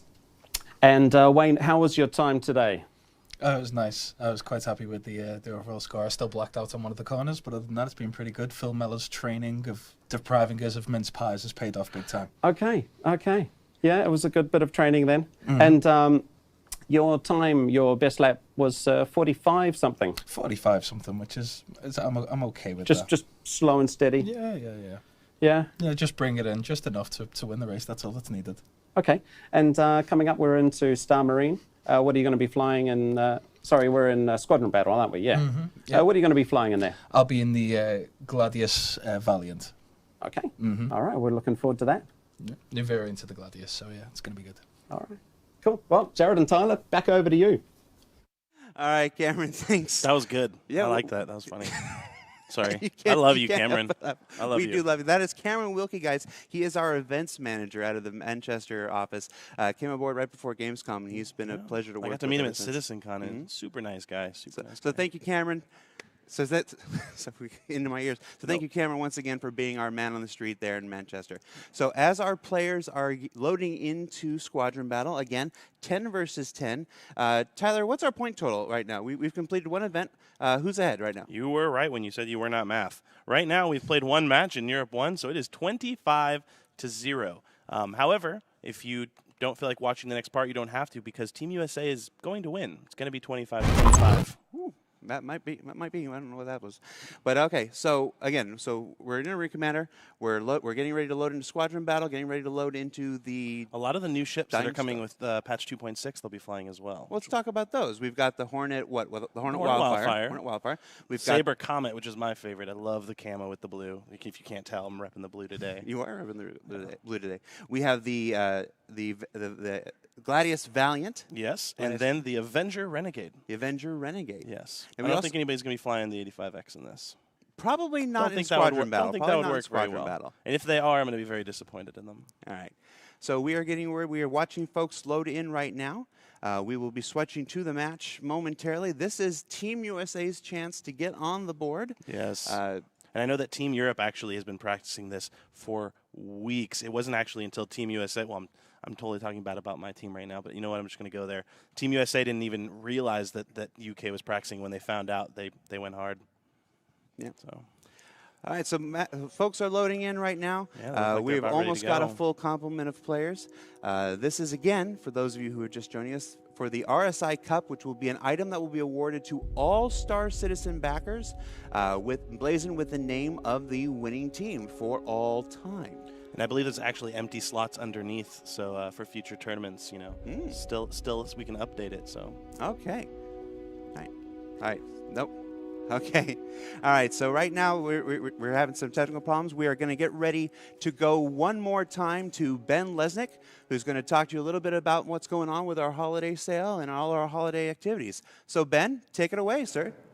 Hey everybody, hope you can hear me this time. I did want to talk a little bit about some of what we're going to offer in the Voyager Direct store after 2.6 goes live, because we've got a whole bunch of weapons this time around. There's 2 new ship guns and more missiles and missile racks than I can count. If you've checked out some of the weekly newsletters we send out, and by the way, let me move that aside, if you have not checked out the weekly newsletter, do. We have, in the past 2 months, totally revamped these. There's unique Star Citizen stuff in each one. The newsletters are one of the best ways to get information about the game. Anyway, if you've been following the newsletter the last few months, we've sneak peeked a couple of the missiles. They're out of the group in the UK, and they're beautiful. They're a lot of fun. So there's going to be all sorts of new toys to play with in Voyager Direct once we go live. I talked a little bit about the Misk Racer already. That's our cool new racing ship. I want to let you guys know that there are not 1, not 2, not 4, but 3 entirely new Star Citizen in-universe brochures available on the website right now. We did for the Herald. We've got an advertisement for a company called FTL Couriers that uses the Herald legitimately, not a pirate group. So we wanted to show what the Herald is actually used for in the Star Citizen world before more nefarious folks get their hands on it. We've got sort of a traditional racing team brochure for the Misk Racer, and then for the Drake Caterpillar, we've done. I say this every time we do a brochure that's a little different, but I truly, truly mean it. And I can't take credit for this idea. It was our fantastic lore group, but we did a How Things Work book. Sort of like you would see at like a library or like a kid's book where they show how like tractor trailers and such work. So for the Caterpillar, we did this booklet of how the Caterpillar works. It's a big working ship in the Star Citizen universe, so it's got cutaways. And again, Paul Jones's art team in the UK did a wonderful job. It's an absolutely beautiful booklet. And Misk Racer itself is really exciting to me because it's a ship we started working on earlier in the year, and one of those ones we're not allowed to talk about that sometimes get leaked a little bit occasionally, so you may have known the Razor was coming. But we have a whole range of these ships that I was lucky enough to help put together. Razor is the very first one, and there's going to be half a dozen or so in 2017 that I'm really excited to share with you guys, because other than interacting with the community, the most exciting part of my job is thinking up spaceships and then seeing much more talented people actually make them. So it's going to be a good year. Well, let's keep talking. So that is everything that's available on the site right now. We're going to do 2 Q&As for the Misk Racer next week, standard format. We'll get questions out to the devs. They may be a little slower coming along because folks are headed off for the holidays, but we will get your questions about this one answered.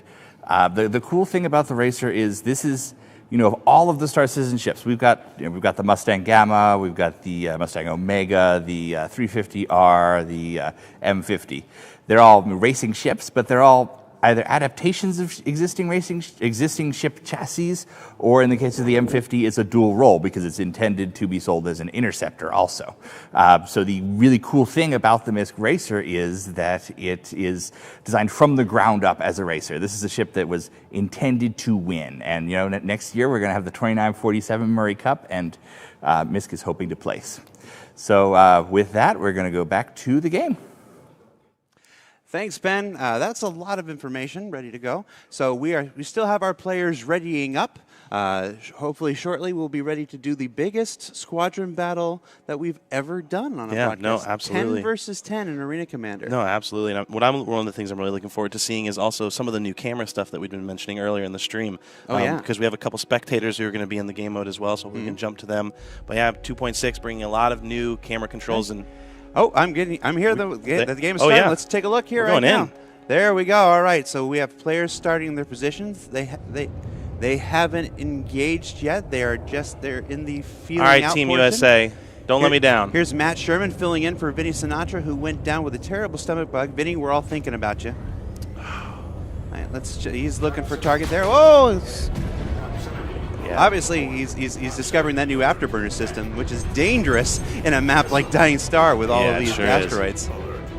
So he's got his missile lock. Is he going to do anything with it? Probably get a little bit closer. All right, let's check in with a member of our UK team here. Here is Melissa Estrada herself. Oh, and there's Mickey. Mickey, you may remember from from Around the Verse. Yeah, no, she's hosted quite a few of them now. Actually, did you know that Mickey actually hosted Around the Verse for the first time her second week with the company? Are you serious? Yep. Yeah. So she's there. She's trying to get missile lock. There's a missile cam, and looks like somebody knows how to use Fun fact about her: she's actually closely embedded with the character art team. Helps them a lot. Yes, she does. All right, now we're going to check in with Colby, Mr. Meantime himself, here at QA in the LA office here. Just take a moment to appreciate his face. That is a game face. He is good, as he is engaged with Andrew Maudsley. Now, Colby is flying a Hornet Wildfire, and it looks like Andrew Maudsley is being chased in his Avenger Renegade. Oh, we got to see a little glimpse of the new pickups that are in patch 2.6. But Colby, look at the look on his face. Andrew Nicholson took out Colby. He does not look happy about that. Let's check in on New Blood here. Andrew Hernando found one of the fuel replenishments. Now, one of the things He's actually that getting in there. separates, he is. One of the things that separates Arena Commander from life in the persistent universe is the gamified nature. This is a game within a game, so it has lots of pickups that you can get after you've dispatched one of your enemies. Perfect You view can of see on them the right screen now. now, you can see ammo pickups, Ammo repair. repair pickups, missile pickups, all kinds of things which are necessary to remain effective inside a game like Arena Commander. Absolutely. So we'll check in one more time with the UK. I'm we see proud Melissa of him. Estrada He's here. really getting in there. Yeah, he's getting better. He's getting Melissa better. Estrada actually was in the Austin, Texas studio for a long time. We worked really close together on the QA team. Now she's in the Frankfurt studio working very close with the engine team. She's very good at our editor. And looks like she's got somebody in track. She's just looks like stalking him. ProSalt. That's Eric Pietro in the LA studio, another QA tester. Bubba Weave, Eric! And she is sharp there. She's just picking him off one after another. Come on. I think she's disabled his ship too. Either that or he needs to learn to fly. So let's check in again with Andrew Hernando here. He's got Idris in his sights here. Now, Idris is a member of our Manchester team. I can't say it enough. I am proud of him. I mean, we keep cutting to him, and he is right in the action. I expected him to hang back. I mean, he's new. Yep, and he's always tracking down those power-ups. He really is. He's utilizing the pickups. He got so many power-ups we can't even tell what he got. Missiles, repair. Good job, newbie.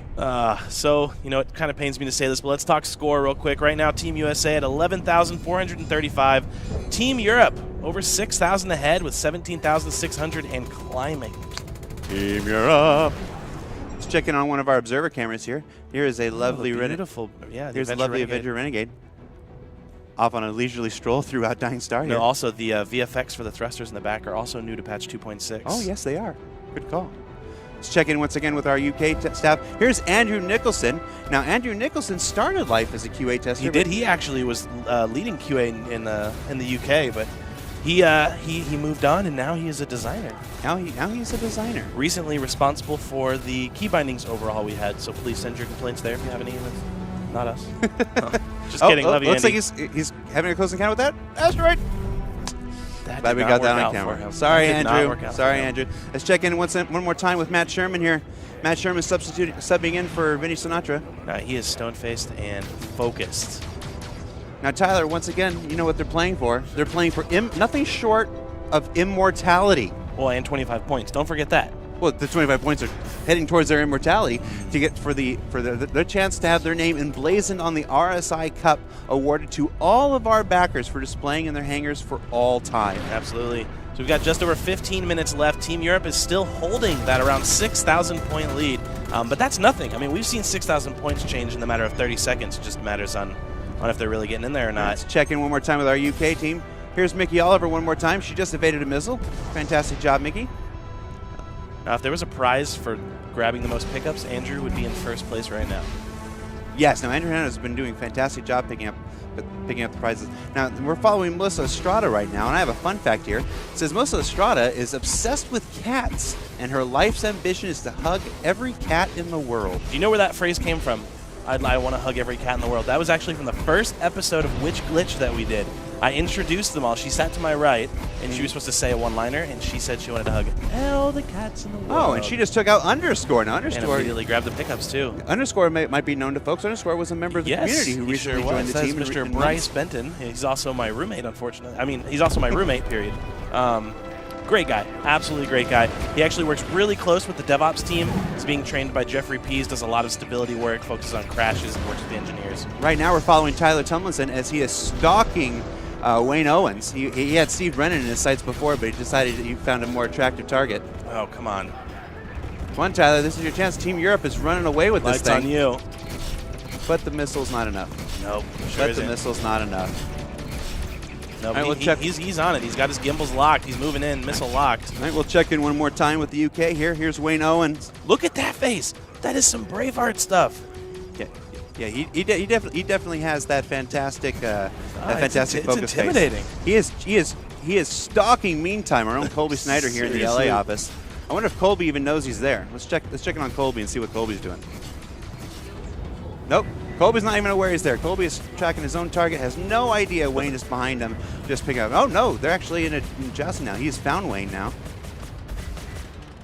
It looks like Mickey just died in the background. Is it Colby or Wayne? Who's going to win this dog fight here? And it looks like Team Europe has even grown their lead up by about 7. Oh, no, more than that. About 10,000 right now. Just over 13 minutes. Let's check it on this Gladys Valiant. Gladys Valiant's looking for somebody to fight. Oh, but he's down a wing. That's unfortunate. Oh, that was perfect. That was a perfect cut. That was Mr. Wayne Owen. That was Mr. Wayne Owen. Absolutely. I would check in one more time with Matt Sherman. That looked like it was the Hornet Ghost that we were on a moment ago. Matt Sherman tracking down Andrew Maudsley one more time. He's saying, I've got a Saber, you've got an Avenger. Matt, I'm sure Matt feels like he has the advantage right now. Oh, he's getting there. You see the VFX on those cannons also new to patch 2.6. I really like them. Checking one more time with Tyler Tomlinson. Tyler Tomlinson, he's tracking down Shamaros. Shamaros is our own Ray Warner out of the UK. Why does your team have to have some complicated names? We're just like Tyler, Colby. And we have a fun fact for Ray Warner. He says he bangs his head against the wall to burn 150 calories an hour. We'll see if that's that makes a lot of sense when you talk to him. That makes a lot of sense. Check in one more time with the UK here. We have Andrew Nicholson. He's on Pro Salt's tail again. I love the face paint. He's got the UK on his cheeks and Frankfurt on the forehead. Well, this is a team. This is a unified Team Europe effort. effort. It's an international competition. So Pro Salt can't do anything to shake Andrew Nicholson. Andrew Nicholson is just on him like white on rice, which is not to say any insult to those lovers of brown rice. Yeah, they're not all going to be winners. You don't have to look at me like that, Tyler. I'm sorry. Yeah, they can't see me looking at you like, what? I'm sure they can feel you looking at me like that. Because they're doing the same thing. They're all looking at you like that, too. Oh, and he went head-to-head with Pro Salt, and Andrew came out on top, even if he did it the hard way. Let's check in one more time with Colby Snyder here. Colby Snyder's got Andrew Nicholson in his sights. I'm thinking he wants payback. No, I think he got him. Okay. And he's picking up those ammo pickups. So one more time, Team Europe has the lead in the entire competition. They are up 25 points, but Team USA is closing the gap. Yeah, on this they dogfight. really are, actually. Just noticing that right now. It's about a little under 5,000. Points are going up fast, though, so there's a lot of combat taking place right now. Colby has decided to show up. He is doing some massive damage. The gap just closed a lot. We're within 3,000 points of each other right now.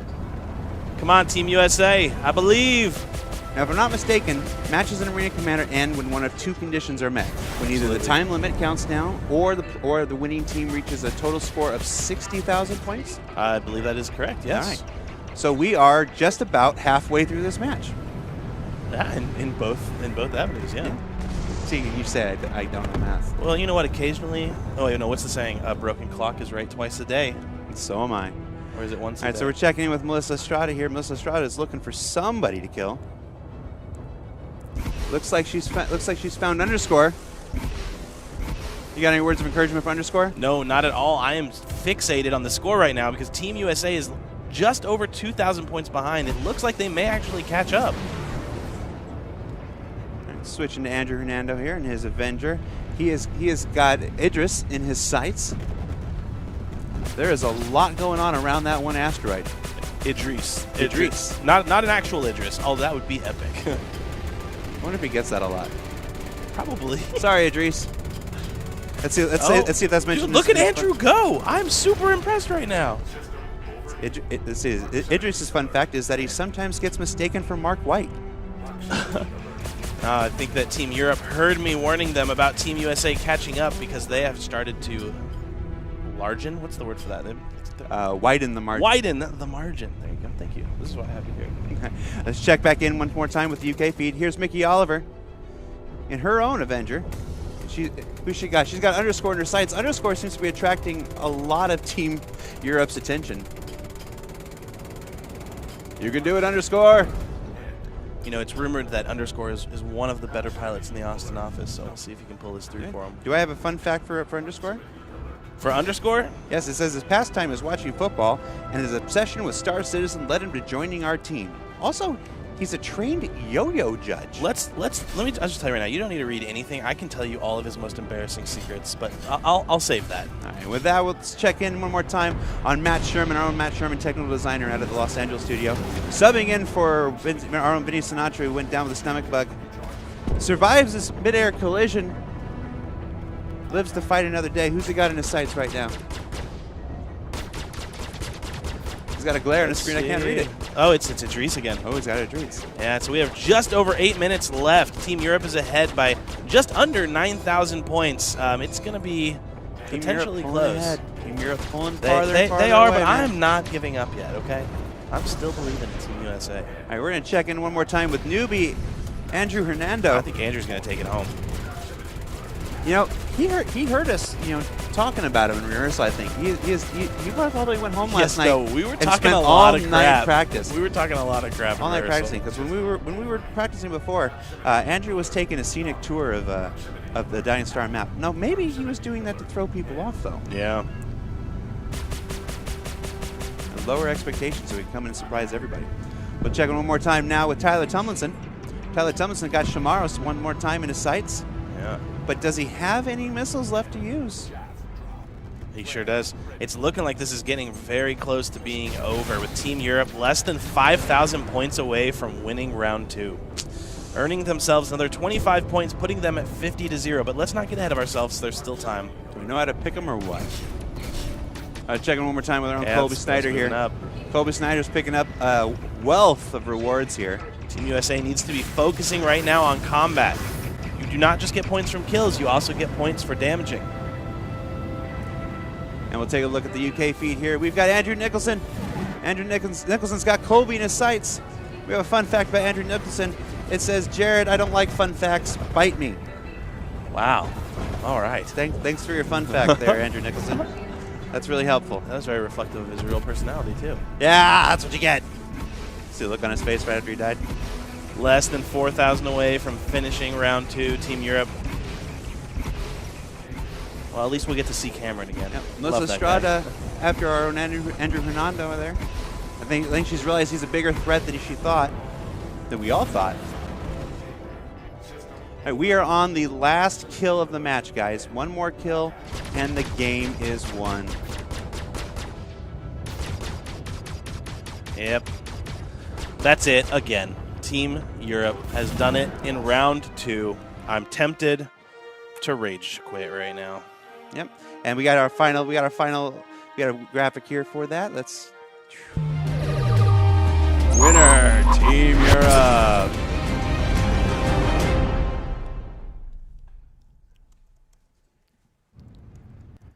All right. And so we'll check in one more time with our friend Cameron Wilkie over in the UK.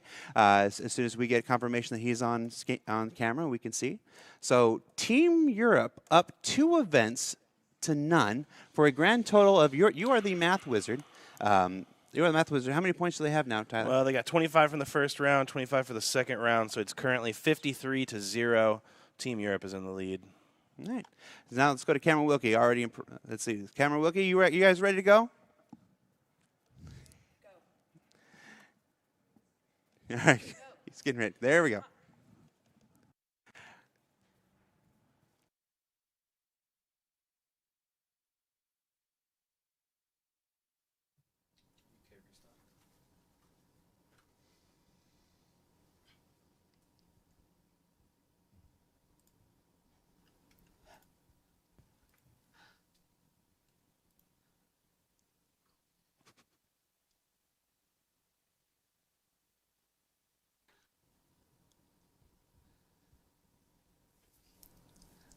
All right. So welcome back to the UK. This is Cameron Wilkie here. You're a marketing and events manager. I'm here with Melissa, who just did a brilliant effort in Arena Commander. Melissa, how was it for you? Not too bad. I didn't do as good as I wanted to, but Okay. I got to kill Andrew Hesse, and that was important. That was very important. I know you were looking forward to that all day. Yes, I was. We have a long-standing rivalry, and now we're on opposite sides of the continent, or the world, rather, so we can kill each other legitimately. And today with And complete justifiably. indiscrimination. Exactly. Yeah. And what were you flying? I was in the Saber Comet. How was it handling? Pretty well. Okay, so I mean, if it's not handling well, you can always give the gentleman to the right of you a bit of a nudge, can't you? Yeah, I think next time I'd probably prefer it in using a joystick, like with the whole toss on it, and probably make all the weapons fixed instead of having one just gimbaled. Prefer the fixed weapons, all right. Well, it was good to give it a try today, and it's another win for Team UK, so back over to you in LA. Thanks, Cameron. All right, so Team Europe up 2 events to 0 for a grand total of 50 points. That means that in the final heat, Star Marine, they only need to win 2 matches. Yeah. They win two rounds of Star Marine. They get the grand total of 100 points, and they get immortality in everybody's hangar with a 2946 RSI Cup trophy emblazoned with you don't need to use so many Europe. words. You don't need to use so many words. Team You're clearly rubbing this in. By the way, Cameron, your first beer is on me tonight. He's definitely earned a beer. I think so. I think so. So right now we are waiting for folks to load into Star Marine. Now we are playing Star Marine tonight on a new map called Echo 11. Yes, we've shown a little bit of it in a couple episodes of Around the Verse, but we haven't gone too in depth. So I'm really excited for people to check it out.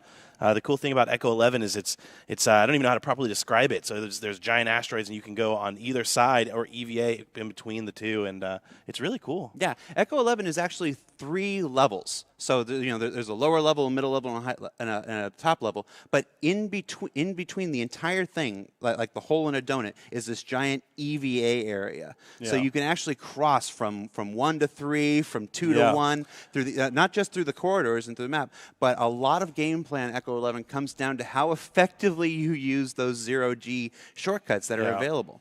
And there's loads of weapons scattered throughout. There's many ways to play Echo 11, as we've discovered in our internal play tests. Absolutely. And we're excited to have this opportunity to show you live gameplay on Echo 11 with our teams in Europe and hell yeah. Yeah, United States. there's safe routes to get across the EVA, so there's a lot of strategy that comes into play with this map. It's a larger map, so we're going to be having larger teams. We're going to be doing 10v10. But yeah, I mean, there's a lot of strategy that comes involved. Like if you want to get from one side of the map to the other quickly, you can go straight out into the open, or you can take the safe route. It takes a little bit longer.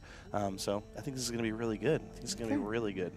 All right, so we folks are loading in as we speak. As soon as they are ready to go, we will cut to the live gameplay, guys. So yeah, game mode, control. It's called Last Stand. Last Stand. We didn't talk about that, right? No, we haven't talked about okay, Last Stand. so the game mode that they're going to be playing is called Last Stand. Many of you FPS players out there may be familiar with it. It is a capture point game mode, so A, B, C, D. Now, as you capture a game point by hacking the terminal, as long as you are the last team that captured it, you own that, and your points will accrue. The more terminals that you own, the more points that you accrue. Yep. Now, when Team Anvil played Team Aegis back during our anniversary live stream, yeah. One of the ways that Team Anvil absolutely dominated the Star Marine portion was by making effective use of those capture points and those terminals. Because a lot of folks think you just run around, run and gun, shoot people. That's all there is to a tactical FPS. But tactics are so important to the emerging Star Marine experience. You love bringing up the Aerospace Expo. You have to play the objectives. No, you are absolutely right. That's one of the things that can easily be a downfall for your team. And honestly, even when QA is testing this, when I'm back in Austin, they're getting into these heated battles. Like, hey, let's we're testing it, but let's really see which side wins while testing it. The problem is, if people focus too much on the elimination aspect of the game, I mean, you can have 20 kills and 2 deaths, but if you're not capturing the points, your team is not going to win. Well, that's what we did to you. That's what we did to your team last time. We had 3 guys. Let me tell you something, guys just going crazy and engaging you, and we had a small strike team that was just hitting points and points and points. And we're like, don't engage. I can just only hit the carry points. so much on my back. Well, that's why they call you the trash man, right? You're carrying the trash. You know what? That's why I've said that. I like your hat. Yeah. This was an oversight. I thought that this would work better. All right, we are almost ready, guys. We are watching folks load into the map right now. This is Star Marine on Echo 11. Now, Echo 11 is a real space station that will exist in the Star System universe. Absolutely. Just like Station Demian, it exists in the Nexus system. The Nexus system is one of Star Citizen's many game systems that are slated to come online. You can learn a lot more about the Nexus system in the Lore Maker's Guide to the Galaxy series, which is available on our YouTube channel now.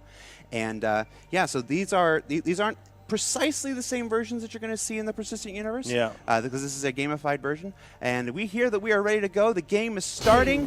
1. And here we are. All right, Team Starmarine. USA, let's make up for the Aerospace Expo right now. So right now we are following Matt Sherman here on the United States team. Now, Matt Sherman works a lot on ships, so I'm hoping he has done some practicing. And he's chosen to break off from the group. That was the new vault animation that he hopped over as well. But I'm okay with him breaking off from the group if they fan out and get those capture points. I don't know about that. Let's check in with Andrew Hernando. Now, see, Andrew Hernando staying with our own Tyler Tomlinson here. They've chosen to assault their control point together in numbers. Yeah, I prefer to think the buddy system is ideal here. Oh, but Michael Blackard, yes. Fun fact about Michael Blackard, he's a veteran console player who acts as our gamepad testing expert for Squadron 42 and the Austin studio. Did you see that newbie just took out Andrew Nicholson? Andrew Nicholson didn't even see it coming. Well, yeah, Andrew Nicholson was Team Europe, though. It was well-deserved, right? He's got that laser rifle. Oh, Andrew's trying to hack. Oh, he's trying to hack, but he's under fire. This is where the buddy system comes into play. That and so important what he just did right there. Andrew broke off from the terminal. Right here, look at this. Let Matt Sherman get the cap, went away, and then used a heal. Now, yes, you can bleed now out in he's this covering. game. It's one of the most important mechanics that you have to manage in Star Oh, Marine. I don't know how many times I've seen that. Bleeding. Somebody gets into a firefight, they win, they go to hack the terminal, they bleed out mid-hack. You have to heal. Yep, you have to it's heal crucial. And Andrew takes, with the use of a grenade. Andrew Nicholson got newbie back with a grenade. That was amazing. Let's check in on the UK right now. There's Wayne Owen. Wayne Owen, first place in the race. Let's see how he is in FPS. Wayne Owen is a particularly dark section of the map there. He's got his flashlight He's on. being much more strategical. So he's playing the waiting game. Camping is a legitimate strategy. Let's check in now with Colby. Colby just met Andrew Nicholson, too, and Andrew Nicholson just took him to school, Colby dropped just him off rage at the quit. corner, and didn't even pack him a lunch. Wow. Did you just make that up? Did you just make that up? That was... I don't know if I like that or not. Sorry. It's better than the brown rice one, though, isn't it? No, yes, I'll give you that much. Now, Tyler Tomlinson, I know, does a lot of testing on Star Marine as well in the Austin, Texas studio. All right, so curious Tyler what his here, weapon of choice is looks here. like he's taken to the going to 0G EVA. but this is the EVA axon. Now he is using the shortcut to go to control point B. So right now control points are pretty. Oh. Yeah, right now Team Europe has the lead with 3 control points. Team USA with only 1. Team USA 59 points. Team Europe 92. And there's Tyler with the heal. So important in a match like this. All right, checking in one more time with Matt Sherman here, subbing in for Vinny Sinatra. And you see in the bottom left corner, it looks like he is injured right now, so I don't know if he has any heals left. And worth pointing out, Team Europe is ahead in this match because once again, they are owning the control points. Team Europe with 3 control points, you know Team what? USA with only 1 control point. They're not going to win I this match with only I one can't even control argue point. it. It's true. They're not going to win this match with only 1 control point. Here's Andrew Hernando. Now Andrew Hernando has switched from the laser rifle to his bearing. Yes, and the Wayne ballistic Owen rifle, made him pay for it. P4AR. That's my weapon of choice. Checking one more time with the UK team. Here's Mickey Oliver. Oliver. Another with the heal. You got to manage those heals. I love the new radar as well. It's going in 2.6. Oh, but killed while reloading. That heal did her no good. That is never any good. Oh, what's nice. going on here? Now, look, Team Europe looks like they've captured all 4 control points. Oh, no, they've only captured 3. The readout here is actually incorrect. We will switch to Tyler Tomlinson here.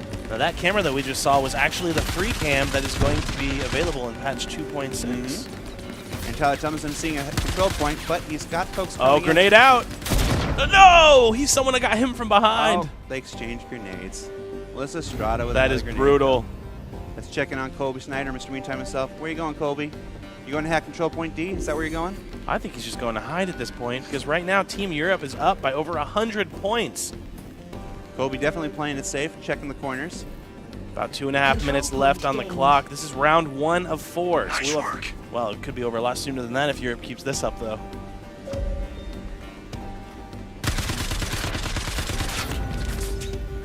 Steve Brennan taking Colby out. Checking with Andrew Hernando.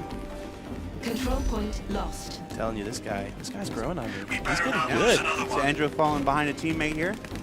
There's a number of teammates in close proximity to control point C. Let's see if they bother capturing it. Oh, getting the ammo refill. Smart, smart.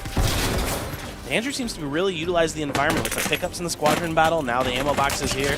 Oh, grenade out. The grenades are coming back in return, though. Oh, but he got Melissa with it. He did. He got sure Melissa did. with The it. grenade landed right at Melissa Estrada's feet. Let's check in with the UK team again. Here's Andrew Nicholson. Now look at this. Team Europe about to look at their coordination. Like, I know I'm Team USA, but their coordination. They have two people, one checking left, one checking right. Andy on the control point. I mean, that's how you win. Team Europe came into this competition ready to play. They did. So Andrew Nicholson going around saying, "I have and all the control points." This is just about over again. I mean, what is there left for me to Team do? Europe at 230-ish points with 3 control points, while Team USA only has 1 control point at 113 points.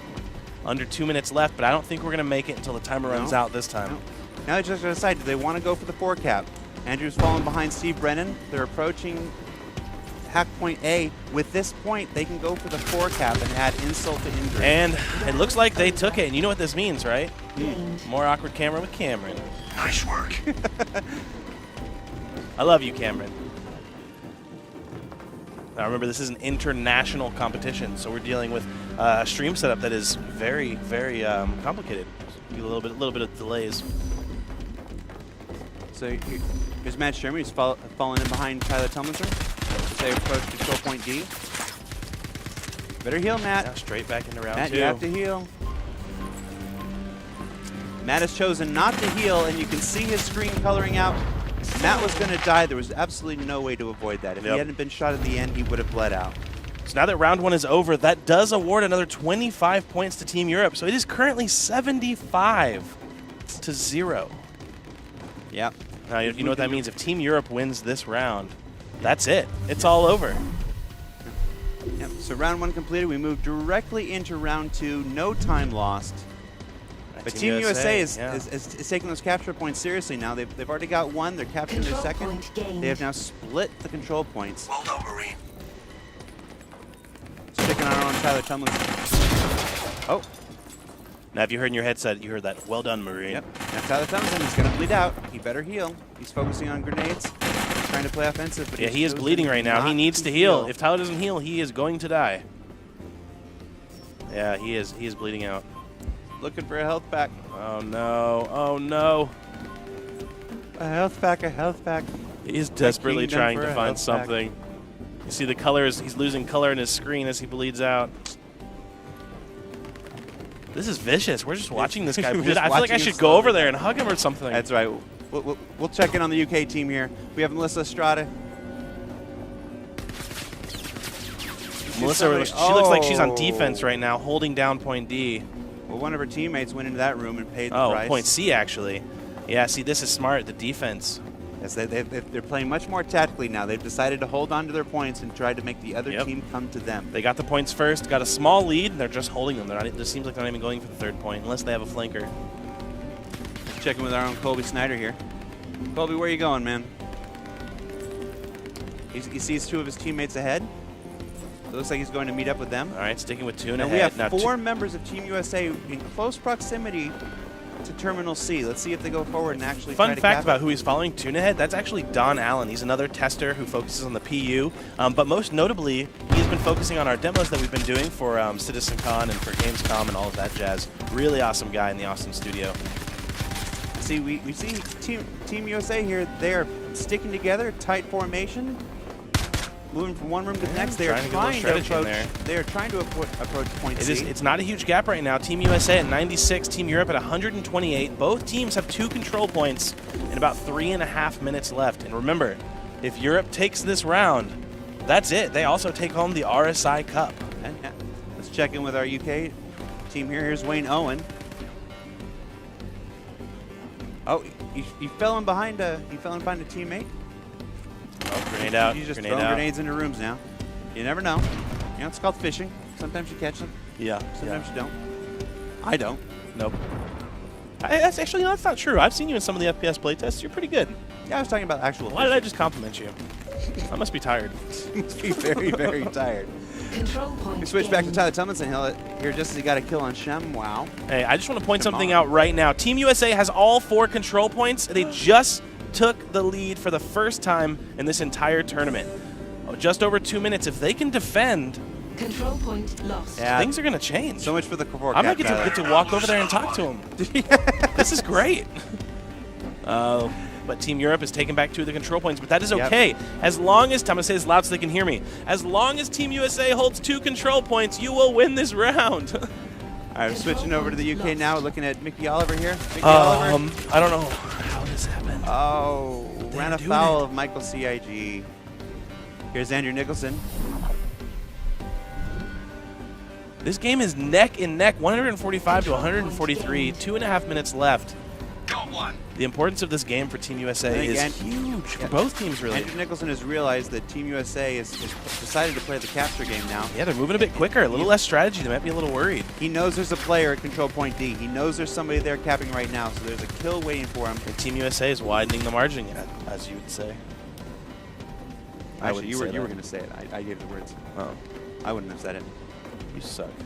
All right, so now they've split the control points. They've split the control points, but the damage is done. It is. Team USA is in the lead. As long as they hold those 2 points, if I were them, I would split up the team 5 and 5, 5 at each control point. I would hold it, and I would take this win. Now, Tyler CIG just became an ace. Hey, Tyler. Our own Tyler. What does becoming an ace mean? Tyler, becoming an ace means it's similar to a killing spree in other games. You got 5 kills without dying. So Tyler Tumlinson over there, QA tester from the Austin office, is what they say on fire. And they are defending these points well. Respawning. There's less than a minute left. I think they're going to pull this off. Nope.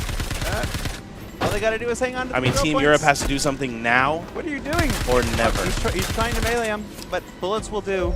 Andrew Hernando with another kill on Melissa Estrada. Oh no, Team Europe is taking one of the control points. And Andrew's going to save it. Andrew may have just had a game-winning play, stopping Steve Brennan from taking a control point. Just over 30 seconds left. That's going to be it. Andrew, the 3 points for victory. Hernando. Hustle us all in our That's it. Andrew Hernando has won it. Team USA has won round 2.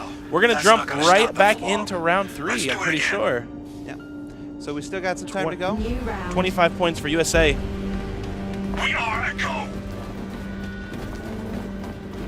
We are on round 3. Now, right now, the score is Team Europe with 75 points. Team USA with only 25 points. The thing is, if Team USA wins this round and the final 4th round, we're going to have a tie game, and we're going to have to go into a tiebreaker. Yeah, but they got to win the next. In order for Team USA to Hold win on, this, I feel like you're about to talk some 3 crap. Rounds. Team USA's got to win 3 rounds in a row. Yeah, you're absolutely right. Right off the bat, Team Europe has a short lead, but it's way too early. Matt Sherman, he's bleeding out. Nice work. That got Andrew Nicholson, but chose to go mano a mano without. Come on, healing. Team USA, you need to get C. Team Europe's taking C. They're going to get an early lead, and if they hold it, that's going to be it. We're now following MVP of Team USA, I think. Seriously, Andrew Hernando, where did this come from?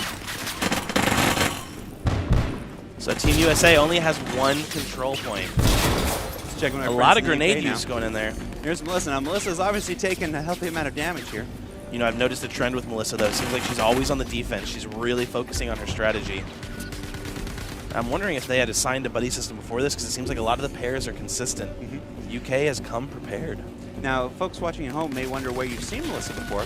Melissa was one of our Outlaw characters in our Gamescom demo. Yes. Specifically, she was the one that took the brunt of that Freelancer fire and went flying way up into the air. She was, the one who drove the rover and did that thing over and over as well. Or you may have recognized her from Witch Glitch. Yep. Matt Sherman went head-to-head with Andrew Nicholson, and Andrew Nicholson said, I got face bullets for you. Absolutely. So right now, just over 5 minutes, if nothing changes right now, then Team Europe is going to take it and be the champions of the RSI Cup. Tyler Tumlinson, he's approaching control point B. Not meeting any resistance, but did find a friendly face. 2 friendly faces up ahead. So now he falls behind. There is safety in numbers in a game like this. Absolutely. Unless those numbers are on top of a grenade. I love a lot of good grenades being thrown. Oh, he threw a grenade, but it bounced and off it's the rattling down. right next to him. But he was smart enough to get away. Good job, Tyler. Other Tyler, I'm not talking about you. Listen. All right, we're switching to Andrew Nicholson here. Perfect Andrew heal. Nicholson he almost bled out. Took a lot of damage there. did. But luckily, he had his med pack. He's still, look at these grenades. They're basically playing catch right now. Oh, here we go. Oh, caught reloading. That is the worst. I don't think that he has any heals left. I'm pretty sure Andrew Nicholson's going to bleed out. He just used his health Yeah, pack. he is has bleeding no out right now, health so pack. his best decision right now is to rush. And this is another, and he there bled he out. goes. He bled out. Again, though, the importance of knowing when to heal. I mean, he needed to use it earlier, so I mean that's the best he could do in the situation. Now we're following Wayne Owen from Team Europe. Team Europe, by the way, in the lead, commanding 3 control points. Yep, they have held it since the beginning of the match. I'm telling you, their strategy with defense is taking this. So a cool look at the new bar. Look, checking the score, he wants to see how far ahead he actually is. Yeah. It's a player with confidence. Using the EVA system, I don't know where he's going, so we'll go to Vince here. Vince just took out, Idris. Of course, I say Vince, but this is still It's actually not, yeah, Matt it Sherman. says Mayo Fumato, but. Yes, and again, if you're just joining us, Vinny Sinatra, a member of Team USA, went down this morning with a terrible stomach bug. So Yes, Vince, we're thinking Vince, about if you. you're watching this from bed right now, we love you, man. Get better, and we'll see you on Monday. And honestly, on behalf of Team Europe, I'm glad you're not in the match. Yeah, honestly, that really was the most upsetting. Well, no. Most upsetting part to me is he's not feeling well. But he was definitely the ace in our pocket. Oh, Wayne Owen made Matt Sherman pay for it. All right, so here we are with Tyler Tomlinson. Yes, Tyler, put some hearts in chat for Vince. Thank you. Yes, everybody, press F in chat. Because you know he's Put watching some right now. F's in chat for Vince. F's and hearts. All right, Tyler and Melissa going head to head. Just ripping into Melissa Estrada. She is down. Fighting for a control point. I got to tell you, though, right now, 84 to 219, this is a huge gap. Team USA would have to play on a Jared level They would need to in order take, to pull this out. Oh, shut up, you. They would need to take all 4 control points, but right now I'm feeling like people in Europe are already starting to pop the champagne bottles because it looks like this is just about over. It's Matt Sherman checking out all the beauty and splendor that Echo 11 has to offer. Yeah, this is going to be it. I don't think there's a way at this point. 7 points away. So let's go ahead and give an early congratulations. Team Europe. You're real proud, aren't you? Yeah. You're real proud, aren't you? And that's so now. Congratulations to that. See you. Yep. Final This is your final chance.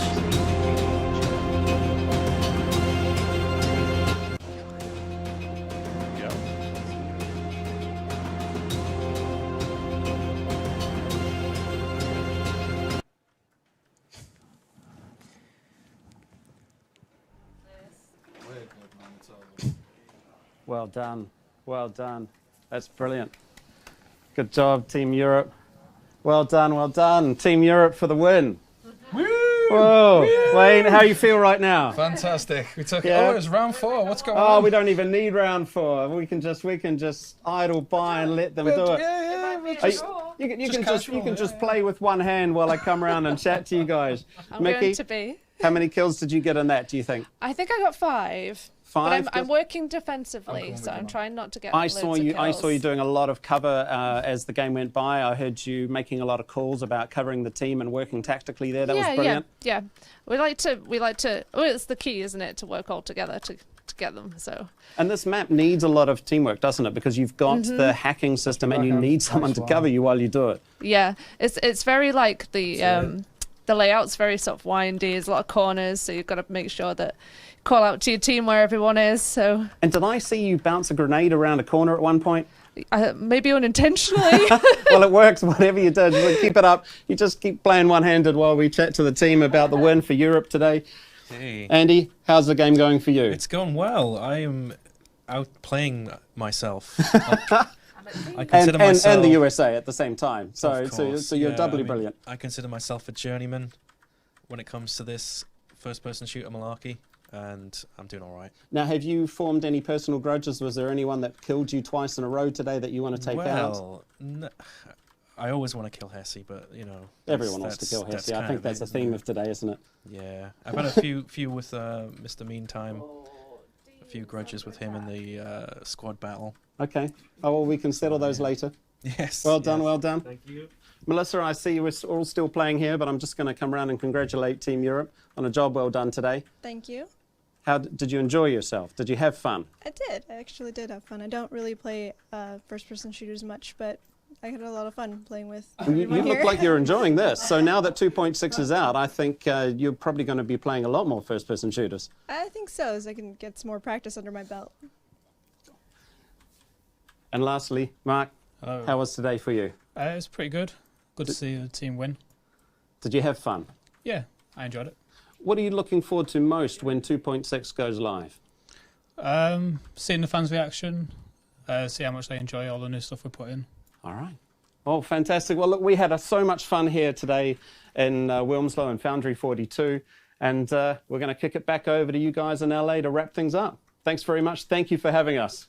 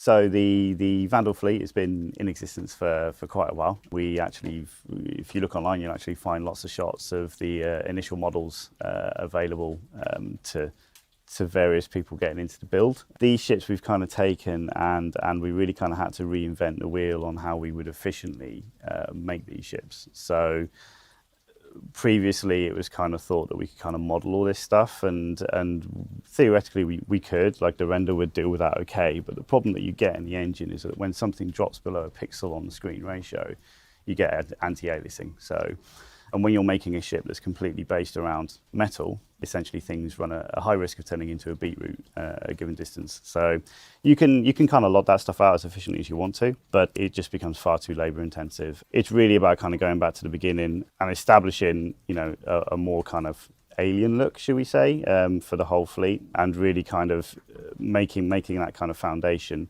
filter through to the rest of the fleet. So our hero asset, should we say, for the Vandal stuff is the driller at the moment.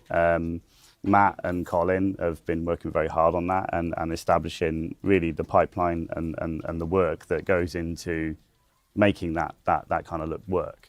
So it's not as black and white as, okay, we've made an Idris and then we go off and make a Vandal thing. The approaches are completely different. The styles are completely different. So you kind of have to have a different mindset when you're creating this stuff. So Matt and Colin have been kind of working in isolation for a while. We've tried our best to kind of give them the room and space to kind of establish this stuff, which they have done. I think what you see today will kind of nail that for you. There you go. So as normal, Nate and his team have done a amazing job there with that beast, which you'll meet at some point in Squadron 42. So UEE pilots are going to have their hands full.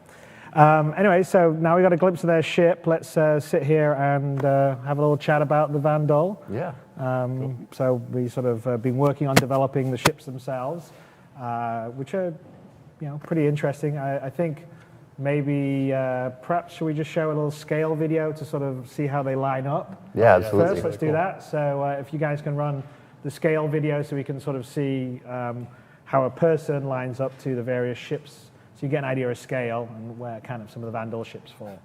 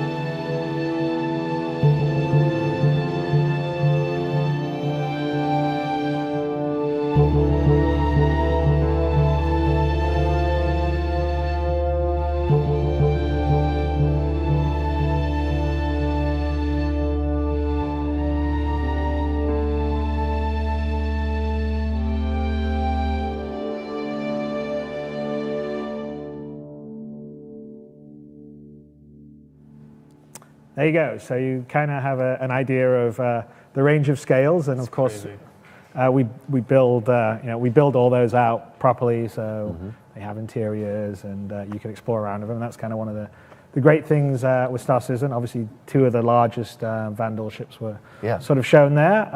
They're massive. They're big. But they're huge. Like, I'm already getting lost on a Starfarer. I can't even imagine going aboard one of those. It's going to be really, really cool. Yep, definitely. So anyway, that's the Vandal. We saw a little glimpse of a side shot. We've been sort of working on continuing to refine the Vandal. So do you want to talk a little bit about? We're currently working not just on the ships, but we're also working on the Vandal themselves. So we're going to throw up some images, and we're just going to talk about the process, a little bit the lore as well. So the first one you're going to see here is one of a Vandal warriors, and so there's some interesting lore with the armor that's going to happen with a Vandal, where some of them wear more or less, but it's not in the typical way that you would think. Yeah, one of the ideas that we were thinking is that kind of newer, more green Vandal warriors would be out there with a lot of protection. And then kind of as they earn their stripes, it shows their bravery to kind of go into battle naked in that kind of warrior fashion. So when you see like a Vandal who's not armored, you know he's been in combat for a really long time and kind of has mad chops in order to be able to survive that long. The braver they are, the less armor they wear. Right, so what you're seeing on screen right now, because he's so armored up, is one of the younger or more green versions of them. Yeah, and I think we're also talking about sort of fusing their arm. I mean, like one of the concepts of the Vandal is that they don't feel pain the way that we do. Right. And also they're able to sort of survive in vacuum in a way that a human Yeah, they don't need to wear a traditional like spacesuit at all. They go out there from armor into atmosphere, or from space into atmosphere. Yeah, they without can survive the perils of space. Yeah, and in fact, I think we've sort of designed this idea of they can withstand whatever they breathe, not necessarily in the oxygen, for a certain period of time in their own sort of like, whatever you want to call it, their breathing sense. Like a camel. And then if they were going to extend it for longer, they would maybe wear a face mask. But the way their body's constructed, they don't have the same issues that we They don't as have humans. the need for a spacesuit or anything Extremely like hardy that. race, yeah. Right. It's kind of like how like whales can breathe very little bit and then stay underwater for a long time in the same way in space. And so we have some more images we wanted to show. So we have some versions of some heads. Here we have another version. So this is one of the ones that you're going to see that has a little bit less armor on it. And so this armor is actually grafted into their skin. So because they can't feel pain, like you said, Chris, this armor is going to be inside of their skin in a way. So it's kind of scale-like, but it's also kind of part of their musculature and their bones and everything like that. Yeah, really fused into them as part of who they are. So here we see a little bit of the bioluminescence. We see a little bit of some of that ability to maintain not oxygen, but whatever it is that they breathe. And that's kind of what that color is. And Will, you were talking with me earlier about some of the cool abilities of their language and their lore. Yeah, as we continue to develop how they talk to each other, part of a really cool idea that we incorporated in is not only do they have their vocal speech, they also use a lot of gestures as well as their body coloring, which they can shift depending to give more nuanced meaning to what they're saying. We actually, when we worked with Andy Serkis recording this stuff for Squadron, we came up. I mean, we had Britain who developed the Vandal language for us. We came up with both what they're going to say and also the signs, and then of course we talked about colors. So that'll all sort of come together when you play Squadron and see some of the cinematics involving. Yeah, Andy was great in helping flesh out those motions and what they meant, and Dave as well, who couldn't be here today. Yeah. Hi, Dave. He's in England working. He's actually editing 3-0 Mission Giver stuff. So he's there. I would like to say in rainy England, but it's been rainy LA today. So yeah, recently it's been rainy here as well. We're very England-like today. He's been working, and we'll have that all wrapped up by in the next few, early next week. So then he'll be back in hopefully sunny LA by then. Awesome. As one of the things you guys just saw as well, is we had one with a kind of a spear, exploring some of their weapons, how they're going to attack.